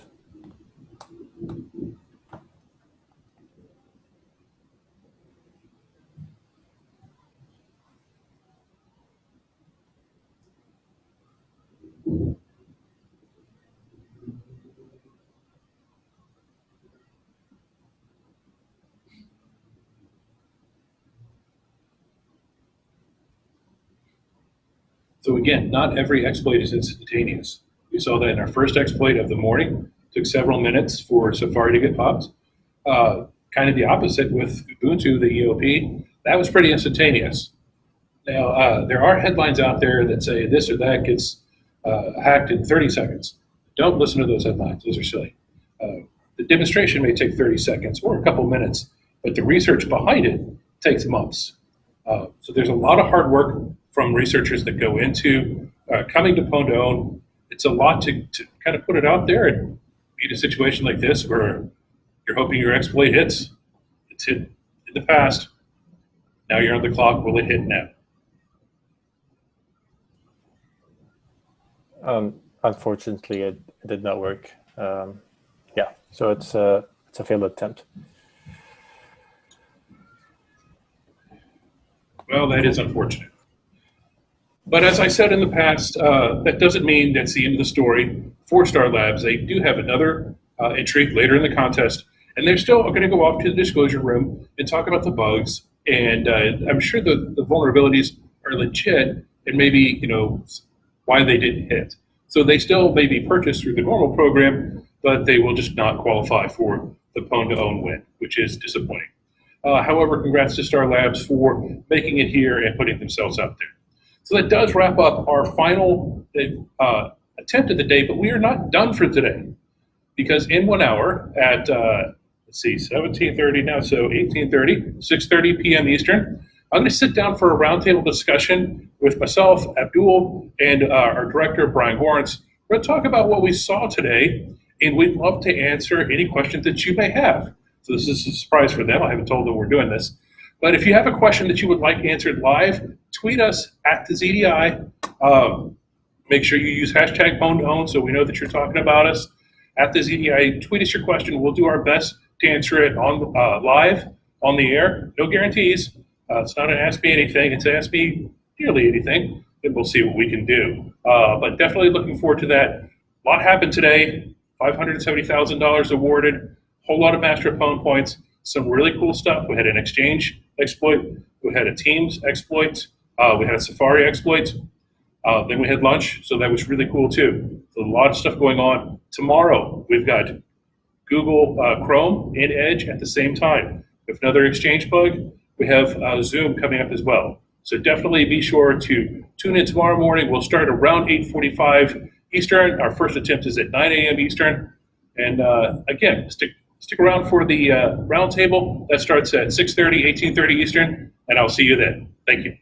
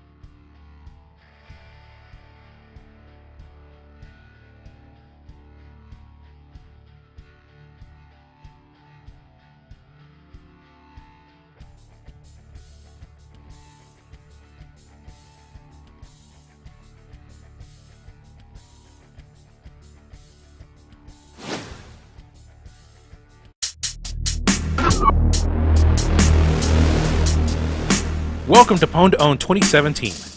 It's our 10th anniversary and our largest contest ever, with over $1 million up for the taking. Once again, we'll crown a Master of PWN as the overall winner at the end of the contest. This year sees 11 teams of contestants targeting products across 4 categories, 30 different attempts in total. Let's see the results. Our day started with the 360 security team successfully using a JPEG 2000 heap overflow, a Windows kernel info leak, and an RCE through an uninitialized buffer to take down Adobe Reader. In the process, they earned themselves $50,000 and 6 points towards Master of PWN. Next up, Samuel Gross and Nicholas Bumstark earned some style points by leaving a special message on the touch bar of the targeted Mac. They employed a use after free in Safari, combined with 3 logic bugs and a null pointer dereference to exploit Safari and elevate to root in macOS. Unfortunately, the UAF was corrected by the beta version, earning them only a partial win. They still managed to earn 28,000 and 9 Master of PWN points. The next contestant was Tencent Security Team Ether targeting Microsoft Edge. They succeeded by using an arbitrary write in Chakra and sandbox escape using a logic bug within the sandbox. This netted them $80,000 and 10 points for Master of PWN. Ubuntu Linux was welcomed to PWN2OWN by the Châtain Security Research Lab. They leveraged a Linux kernel heap out-of-bounds access bug to earn themselves $15,000 and 3 Master of PWN points. We've seen folks pop calc before, but popping xcalc was a nice touch. Despite their earlier success, Tencent Security Team Ether withdrew their entry targeting Microsoft Windows. Ralph Philip Wyman also withdrew his attempt to exploit Microsoft Edge. Perhaps the recent security patches affected their exploits after all. Next, Tencent Security Team Sniper, Keen Lab, and PC Manager targeted Google Chrome with a system-level escalation. Unfortunately, they couldn't get their exploit chain to work within the allotted time frame and failed this attempt. However, the team came right back to target Adobe Reader and succeeded by using an info leak in Reader followed by a UAF to get code execution. Then, they leveraged a UAF in the kernel to gain system-level privileges. Being the second win in the Enterprise Application category, it netted them $25,000 and 6 points for Master of PWN. The Châtain Security Research Lab followed up their previous success with some fantastic late evening exploits. They broke through Apple Safari to gain root access on macOS by using a total of 6 bugs in their exploit chain, including an info disclosure in Safari, 4 different type confusion bugs in the browser, and a UAF in Windows Server.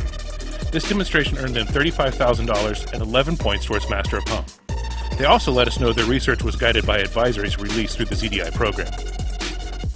Completing the nightcap round of our first day, Richard Zhu, also known as Fluorescence, failed to successfully exploit Apple Safari within the allotted time. We wish him success in his attempts tomorrow. Overall, it was a fantastic start to the first day of our largest competition ever. Be sure to check back for all the latest from this 10th anniversary edition of PWN2OWN.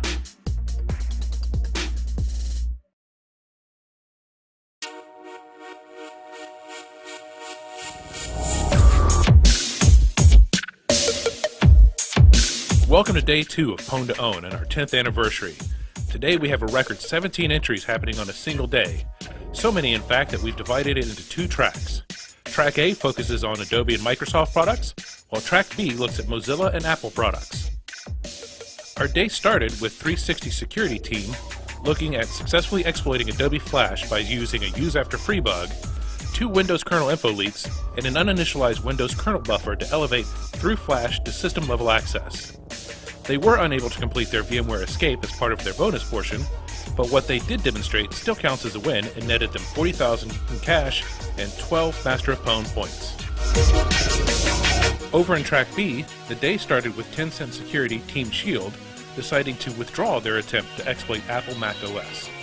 Back in Track A, Tencent Security Team Sniper, Keen Lab, and PC Manager successfully exploited Adobe Flash by using a UAF and escalating to system via a UAF in the Windows kernel. This earned them $40,000 and 12 more points for Master of PWN. Over in Track B, 360 Security Team continued their successful PWN2OWN by elevating privileges on Apple macOS by using an info leak and erase condition in the kernel. In doing so, they garnered $10,000 more and 3 more points for Master of Pwn. In Track A, Tencent Security Lance Team successfully exploited Microsoft Edge by using a UAF in Chakra, then elevating to System by using a UAF in the Windows kernel. This earned them $55,000 and 13 Master of Pwn points. Back in Track B, the 360 Security Team had another successful event as they exploited Apple Safari through an integer overflow and escalated to root using a Mac OS kernel UAF. This garnered them another $35,000 and 11 more points for Master of Pwn. In Track A, Tencent Security SOAR Team actually had their entry disqualified since the bugs they used had already been reported and were known to the vendor. The bugs were reported yesterday in an earlier Pwn2Own entry. Over in Track B, the Châtaigne Security Research Lab succeeded in elevating their privileges in Mac OS by using an info leak in an out-of-bounds bug in the Mac OS kernel. In doing so, they netted another $10,000 for themselves and 3 more points for Master of Pwn. Back in Track A, despite their earlier success, Tencent Security Lance Team decided to withdraw their entry targeting Microsoft Windows. Back in Track B, the next event actually ended in a disqualification, as the Tencent Security Team Sniper targeted Apple Mac OS with bugs already reported to and known by the vendor.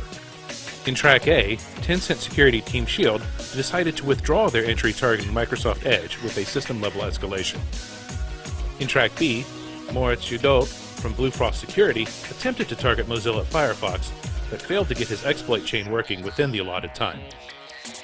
In Track A, undaunted by any previous events, Tencent Security Team Sniper completed their exploit of Microsoft Edge with the UAF in Chakra and escalated to system-level privileges with the UAF in the Windows kernel.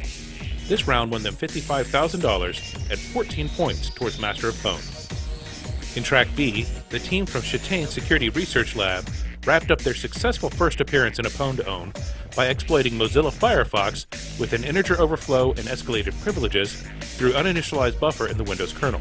This earned them $30,000 and 9 Master of Pwn points from this round, and increased their total to $90,000 and 26 Master of Pwn points for the entire contest. They certainly made an impression in their first Pwn2Own competition. We hope to see them again in the future. Back in Track A, the folks from 360 Security successfully exploited Microsoft Windows with an out-of-bands bug in the Windows kernel. This netted them $15,000 and 4 Master of Pwn points.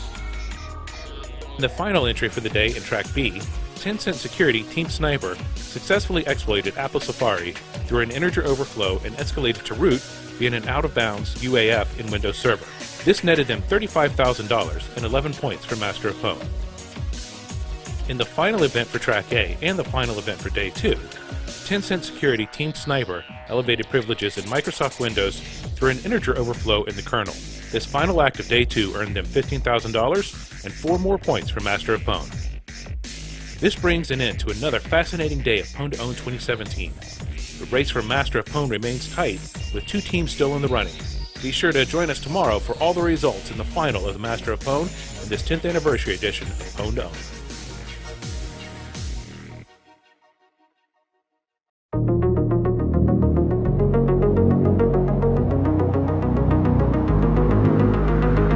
Welcome to our third and final day of Pwn2Own 2017, where we see some amazing research as our largest ever contest comes to a close.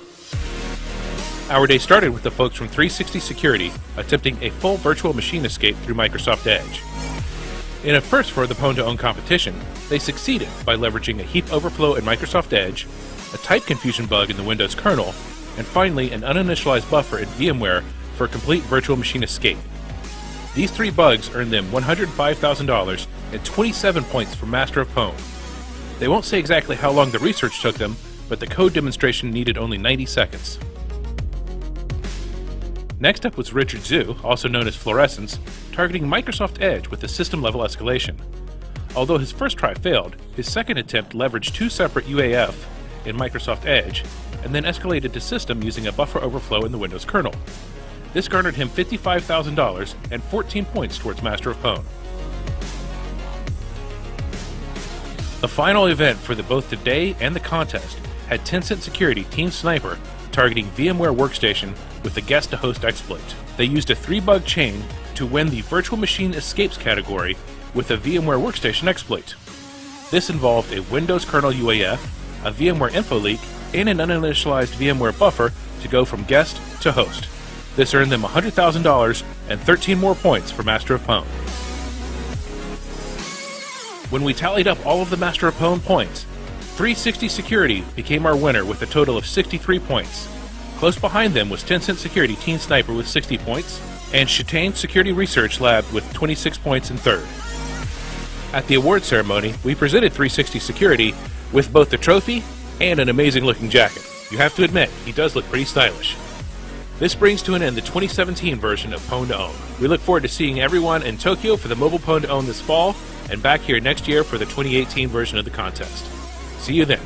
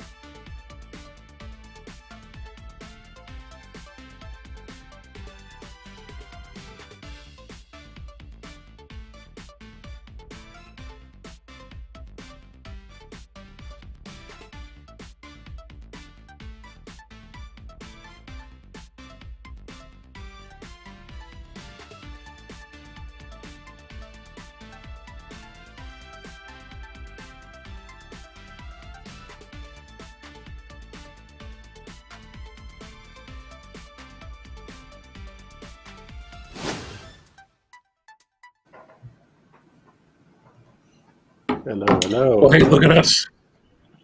Hey, how's it going, fellas? Going good. So I think the people on the stream know me by now. I'm Dustin Childs, Communications Manager here at the Zero Day Initiative. Why don't you two introduce yourselves, starting with Brian, and then we'll move to Abdul. Hi, everybody. My name is Brian Gorntz. I am the Senior Director of Vulnerability Research here at Trend Micro, focused on running several different areas, including the Zero Day Initiative program, organizing and adjudicating the PWN2OWN hacking contest, and working with a research services group out of Toronto to handle end-day vulnerability research and malware research and threat hunting here at Trend Micro. Great. And Abdul? Hey, my name is Abdul. I'm a senior manager. I manage with Trend Micro Zero Day Initiative. I manage the Atlas team on the ZDI, in the ZDI. So basically, my team is responsible for analyzing and vetting all the vulnerabilities that come through the program. Great. Let's talk about the contest. Today was day one of PWN2OWN 2021. I saw some really cool stuff today. Let's start in the morning with the Safari exploit. That exploit took a little bit longer than I expected. Abdul, can you walk us through what we saw with that? Yeah, that's one of my favorite exploits. So it was composed of 3 stages. The first stage is the Safari render exploit. And then there was stage 2, which exploited a bug in the kernel to get kernel privileges. And then they have stage 3, which I call stage 3, but they call it post-exploitation stage. And that's where they basically pop calc, the terminal with root privileges, and they actually change the background wallpaper to Ret2Sys logo, which is quite awesome, to be honest. Yeah, that was pretty cool how they changed the logo in the background and then pop calc. So I guess stage 1 was the renderer, stage 2 gets you the permissions, and then stage 3, that's what they do with the permissions. Yeah, post-exploitation, basically. Yeah. Post-exploitation, yeah. Of course, now if that were a real exploit in the wild, that would be the stage where you're installing ransomware, you're installing your rootkit, you're setting up access, that sort of thing. Correct. Let's see, what was next? Next up was the exchange bug, right? Yes. Yeah, that seems to be the bug that everybody's talking about. Let's put a pin in that then, and let's jump ahead to Microsoft Teams, because that was a pretty interesting exploit too. Teams, of course, is being used almost ubiquitously now by people. I mean, my kids use it for remote learning. Walk us through this scenario with that. Was it a 0-click? Was it one click? What happened? What happened with Teams? What can we say at this point? So the Teams exploit is definitely interesting because it was composed of a message that was sent to the victim. Once the victim clicks on the message, then basically it gains code execution, inside the Teams client, the desktop client. Something that we have to point out that this only affects, well, for now, it basically affects only the team desktop client. The interesting part about this is that the message that's being sent through the Microsoft servers basically bypass certain mitigations that's being set. And eventually the researcher was able to get code execution. It's a chain that was composed of 2 vulnerabilities. The first one, basically the injection, and the second one is the code execution. Nice. Always nice when you can see researchers work around the mitigations put in by the various vendors. So that's cool to see. We had 2 entries in virtualization today that didn't quite go as planned. So not a great day for those researchers, but it seemed like they were really on to something and were really close. Can we talk about the 2 failures for a little bit? Yes, the first failure was in parallels. So the bug itself, I believe, was some kind of a race condition. So technically, there's stability issues. Unfortunately, they couldn't get it to be stable enough, and it didn't hit, in the 3 attempts. The second one was VirtualBox, which was a little bit more optimistic to see, basically being successful. But unfortunately, it had its own, stability issues as well. that resulted in failing 3 times, sadly. Yeah, that is unfortunate, especially because you know the bugs are there. It's just getting the exploit stable enough to demonstrate it on stage, essentially, right? Correct. Yes. Yeah. I mean, there's a lot of unknowns, especially when you're doing testings in your own environment, and then you try to run the exploit on a different environment, or kind of we try as much as we can to mimic the environment that they have, but something went wrong with the stability issue, and unfortunately, it didn't work. So, Brian, you've been at PWN2OWN for probably longer than us, at least running it. Can you think of some other times where we've seen stability issues like that really affect the outcome of either one exploit or even master of PWN? Yeah, I mean, we have seen it before in the past where especially back when they were doing time of check, time of use vulnerabilities and some of the kernel privilege escalations, these race conditions that Abdul was talking about, it can be possible for, a new environment to, not be set up in the correct way to actually cause the race condition to occur the way that the researcher thinks it's going to occur. And that's, one of the challenges with race conditions is it is a race. And if you don't win the race, you're not going to be able to trigger the vulnerability and actually get the exploit to work. Yep, that absolutely is true. Checking out the Twitters right now to see if anyone has asked us any questions that we could answer. There is one that I find a little interesting. It's from our good friend and colleague, Christopher Budd. He asked if we would ever have a Masters. Exactly. He asked if we would ever have a Masters of the Universe contest where we would pit all of the former Masters of PWN against each other. Logistically, I think that would be challenging, but boy, I'd like to see it. Brian, what are your thoughts on that? Yeah, I think that would be a lot of fun. I mean, I think we would get some really interesting exploits. I mean, back, this is kind of the fourth wave of kind of a lot of researchers coming through the PWN2OWN contest. And, every wave has its, unique masters of PWN and how they approach the problem, how they go about finding their vulnerabilities, the types of bugs that they end up uncovering and the type of exploit techniques that they use. I think it'd be quite interesting to see all the masters of PWNs come together and try to take on some of the targets that exist today. I mean, if we look at just what happened today with pre-auth RCE and Exchange, Teams exploit, and the stuff that seems to be in line for us in the next couple of days. I mean, I think the batch of researchers that are participating in this contest could take on some of those old school master of PWNs. Yeah, it's interesting because even though the teams have shifted, we've gone from individuals and small groups to big corporate sponsored teams and now back to kind of individuals and small groups. The level of talent is still really, really good when it comes to these contests.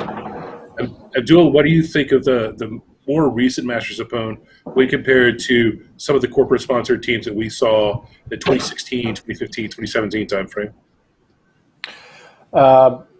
So in 2015, 2016, 2017, we saw, basically the rise of teams instead of individuals. We had Vupin back in the days. We have a couple of other teams, and then basically Tencent 360 came back, came in the scene and basically took over as well. Now we're seeing a little bit more individuals taking over. For example, Richard, we have a bunch of new researchers, new faces, very talented. So it's kind of varies. It's up and down. So now, in my opinion, we're seeing more individuals coming in the scene. Of course, they're not hacking all the targets, but they are definitely hacking tough targets, really tough targets. When we talk about teams, when we talk about Exchange, when we talk about these high profile targets, and these are individuals. They're not teams. They're not actually part of a team. They're individuals. So that's very interesting in my opinion. Yeah, I think that's one of the things Abdul was talking about with me, during the contest is I think, some of the bugs that we're going to receive that we received today and that we're going to receive over the next couple of days are some of the most severe bugs that we've ever received through the PWN2OWN hacking contest. And this is like real world stuff that, nation states are using, and acquiring this type of intelligence for us is going to allow us to provide some very unique protections for our customer base. Yes, and with that, let's get to that effluent in the room that is the Exchange bug. Speaking of, real world scenarios. We've seen Exchange hit a lot in the real world in last year, and especially at the beginning of this year. Microsoft has taken extraordinary measures to patch a bunch of Exchange bugs. What can we say about today's bug, and how serious is it for real? I mean, let's put it that way. When the analyst was looking at the report, he basically told me, he basically told me this is bad. It's as bad as proxy logon. This is basically what he said. And when we demonstrated it in public, it was obvious that it's one of the most damaging exploits that we've received ever. It's very similar to proxy logon. It's composed of 2 bugs found by the same researcher. Definitely high quality research there. Yes. And yeah, it's nice to have him participate again at PWN2OWN. He did participate in the November, I believe, edition of PWN2OWN. So yeah, it's one of the best exploits that I've seen. It's one of the most damaging. This is the real deal, basically. So yeah. Yeah, it's good. I mean, there are definitely times where some of the exploits that we've seen, some of the demonstrations that I've seen, are not very realistic. This one is a really realistic, real-world scenario. There's no funky configurations. There's no special access needed. It's like straight-up default config, right? It is default config 2019 Exchange. Just works out of the box. It's as simple as that. Wow. Let's see. Again, checking the Twitters just to make sure I'm not missing any other questions. Brian, what was the Exchange your highlight of the day? Or was there something else that you really take away from day one? Yeah, I mean, I think for me, the Exchange one is the most interesting, and I think it's the backroom conversations that are really interesting about the Exchange. When we saw the Exchange entries come in, and we were looking at what possible if there would be a collision during the disclosure process, right? We have a lot of people looking at that code, and we were actually wondering if these bugs would make it through the judging process, and maybe some other researcher had found those bugs externally, and maybe there would be a collision. But here we sit at the end of day one, and we've paid out $200,000 for a fresh chain for Microsoft Exchange that nobody had any idea existed. So it's eye-opening. You lose a little bit of sleep probably for the administrators out there for the Exchange bugs, but they are in good hands. All of those vulnerabilities have been disclosed to Microsoft now, and they're should be working on fixes soon. Well, that's right. I know there are a lot of admins who are really tense about it, but as a reminder to those admins, we provided Microsoft with all of that information today. They are actively working on it, working towards a patch before the attack starts. So at least we get a head start on that. And we have a 90-day disclosure timeline because of PWN2OWN, because it is essentially an in-the-wild attack. It's just in the wild only on one laptop right now. So let's see. We walked through it. We had 100,000 to start, 200,000, 200,000, 30,000, and 40,000, so 570 today. Looking ahead on the contest, do we get to those 2 commas? We've never broken $1 million in PWN2OWN before. Do we think we're going to get there? Let's get some predictions. Let's get some over-unders. What do you think, Abdul? I believe we will. I believe we will. Yeah, I mean, if I was going to put money on it, I definitely think we would hit over $1 million. It just depends on how day 2 and day 3 go. Are the exploits going to land? Are they going to make it through the judging process? Is there going to be collisions? Is there going to be partial wins? Things like that in the contest. Even today we saw 2 failures at the contest, and every year PWN2OWN, that happens. Partial wins, failures, drama that occurs during the attempts, and that's what makes the contest interesting.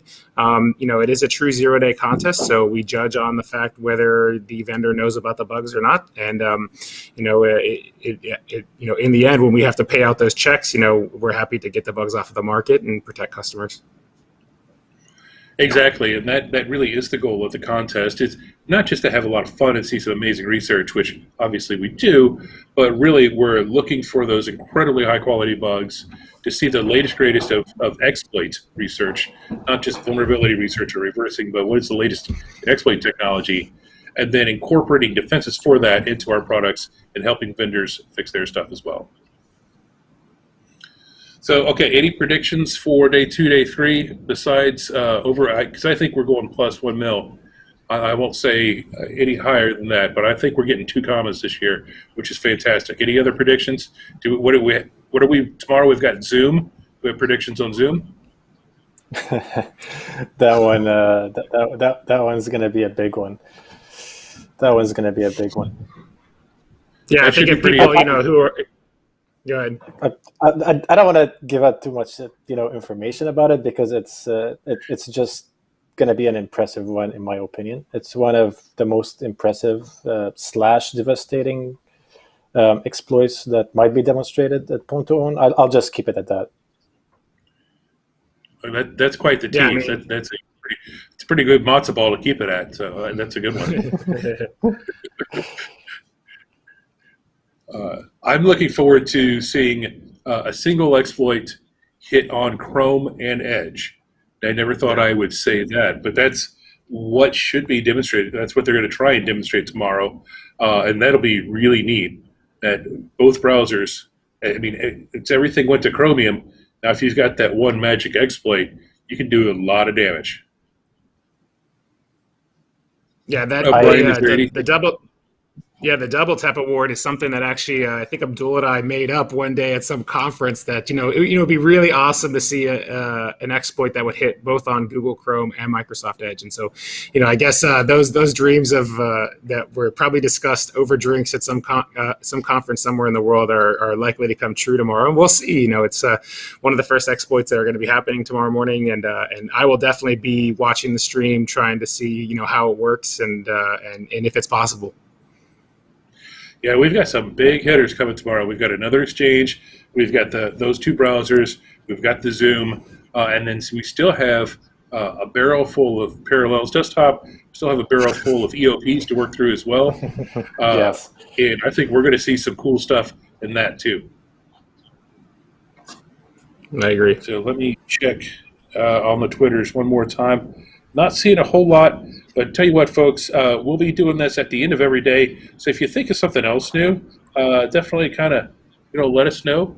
@the_ZDI is our Twitter handle, and we'll be happy to take your questions that we can't answer. Obviously, we can't answer everything because there's stuff that we got to keep secret until the patches are available. But we'll definitely answer what we can, and we look forward to tomorrow. Seriously, if you're thinking about it, definitely tune in for those attempts. They will be very interesting to watch. I can't tease it any more than that. We'll also have an announcement for all of the contestants tomorrow morning that they should be very happy to hear concerning payouts for future rounds as well. Any last thoughts before we head out for the evening? Abdul, I'll start with you. Any last thoughts on day 1 of Pwn2Own 2021? Day 1 was pretty good. It's unfortunate that we had 2 failed attempts. Hopefully their 3rd attempt is going to work out in the next couple of days. I'm definitely looking forward for tomorrow, and I'm definitely looking forward for the Lao, the baby cows attempt. So that's going to be an interesting one as well. Yes, the juvenile bovine. Yes, the baby cow. Yes. Brian, your thoughts on day 1? Yeah, I mean, I thought day 1 was really exciting. For me, it's there's so much logistical work that goes into actually running one of these contests, and all the last minute changes that we had to go through. I mean, most people may not know this, but we actually had planned on running the contest from the Toronto office, the Trend Micro Toronto office, and they went into a COVID shutdown, and so we had to pivot and change a bunch of stuff right at the end. And so it's for us, it's all about trying to make sure that we have a contest that's going to operate smoothly, and it seems that it's going well right now, and I'm excited to see all the exploits and all the time that people have put in, and giving them an opportunity to shine in front of everybody and win some cash and kill some 0-day vulnerabilities out there. So that's looking forward to the next 2 days to see what it brings, and maybe some future Hall of Famer bugs that'll come through the contest. Yeah, I'm definitely looking forward to that as well. We've got some interviews that we'll be airing over the next couple of days that I'm really looking forward to getting out. Speaking of Hall of Famers, so I know that's going to be great too, and I'm really looking forward to getting that out there. We get asked, how do we get started in this all the time? these interviews and this explanation on browsers, I think might be one place to start, because there's a lot of really good info in there. So tune in for the attempts, but then stick around for the other content. We'll try and keep you as informed as possible between the attempts on day 2 and day 3. So with that, gentlemen, I think we are wrapped up on day 1, and we'll see you tomorrow at 8:45 in Eastern Time as we get started on day 2 of Pwn2Own 2021. We'll see you then.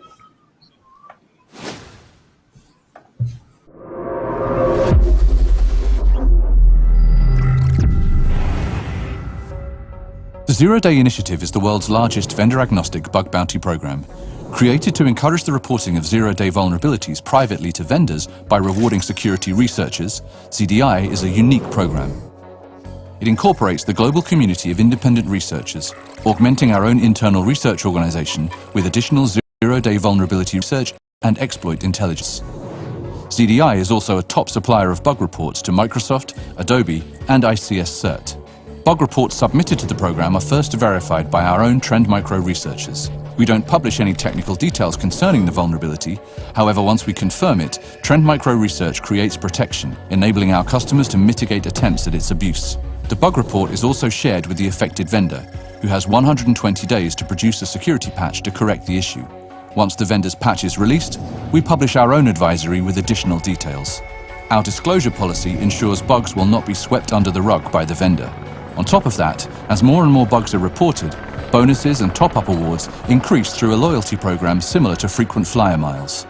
Researchers are publicly credited for their work, both by the vendor and by ZDI, unless they choose to remain anonymous. The bounty program and research conducted by ZDI ultimately leads to more secure products, improved customer security, and takes potential weapons out of the hands of would-be attackers. Our annual Pwn2Own hacking competition has resulted in defense-in-depth improvements such as stronger sandboxes, reduced attack surfaces, and vulnerability-specific mitigations in popular web browsers. Without ZDI, many vulnerabilities would continue to remain hidden or be sold on the black market to be used for nefarious purposes. The Zero-Day Initiative is a key component in Trend Micro's world-leading insight into vulnerability and exploit intelligence. Trend Micro customers receive protection ahead of a vendor patch to aid in their defense until a fix is available. On average, over 2 months before the vendor issues a patch. That's if the vendor issues a patch at all. ZDI combines its mature bug bounty processes with modern thinking to deliver cutting-edge research and value to the researcher and practitioner communities alike. The work done by the Zero-Day Initiative makes the digital world safer for everyone.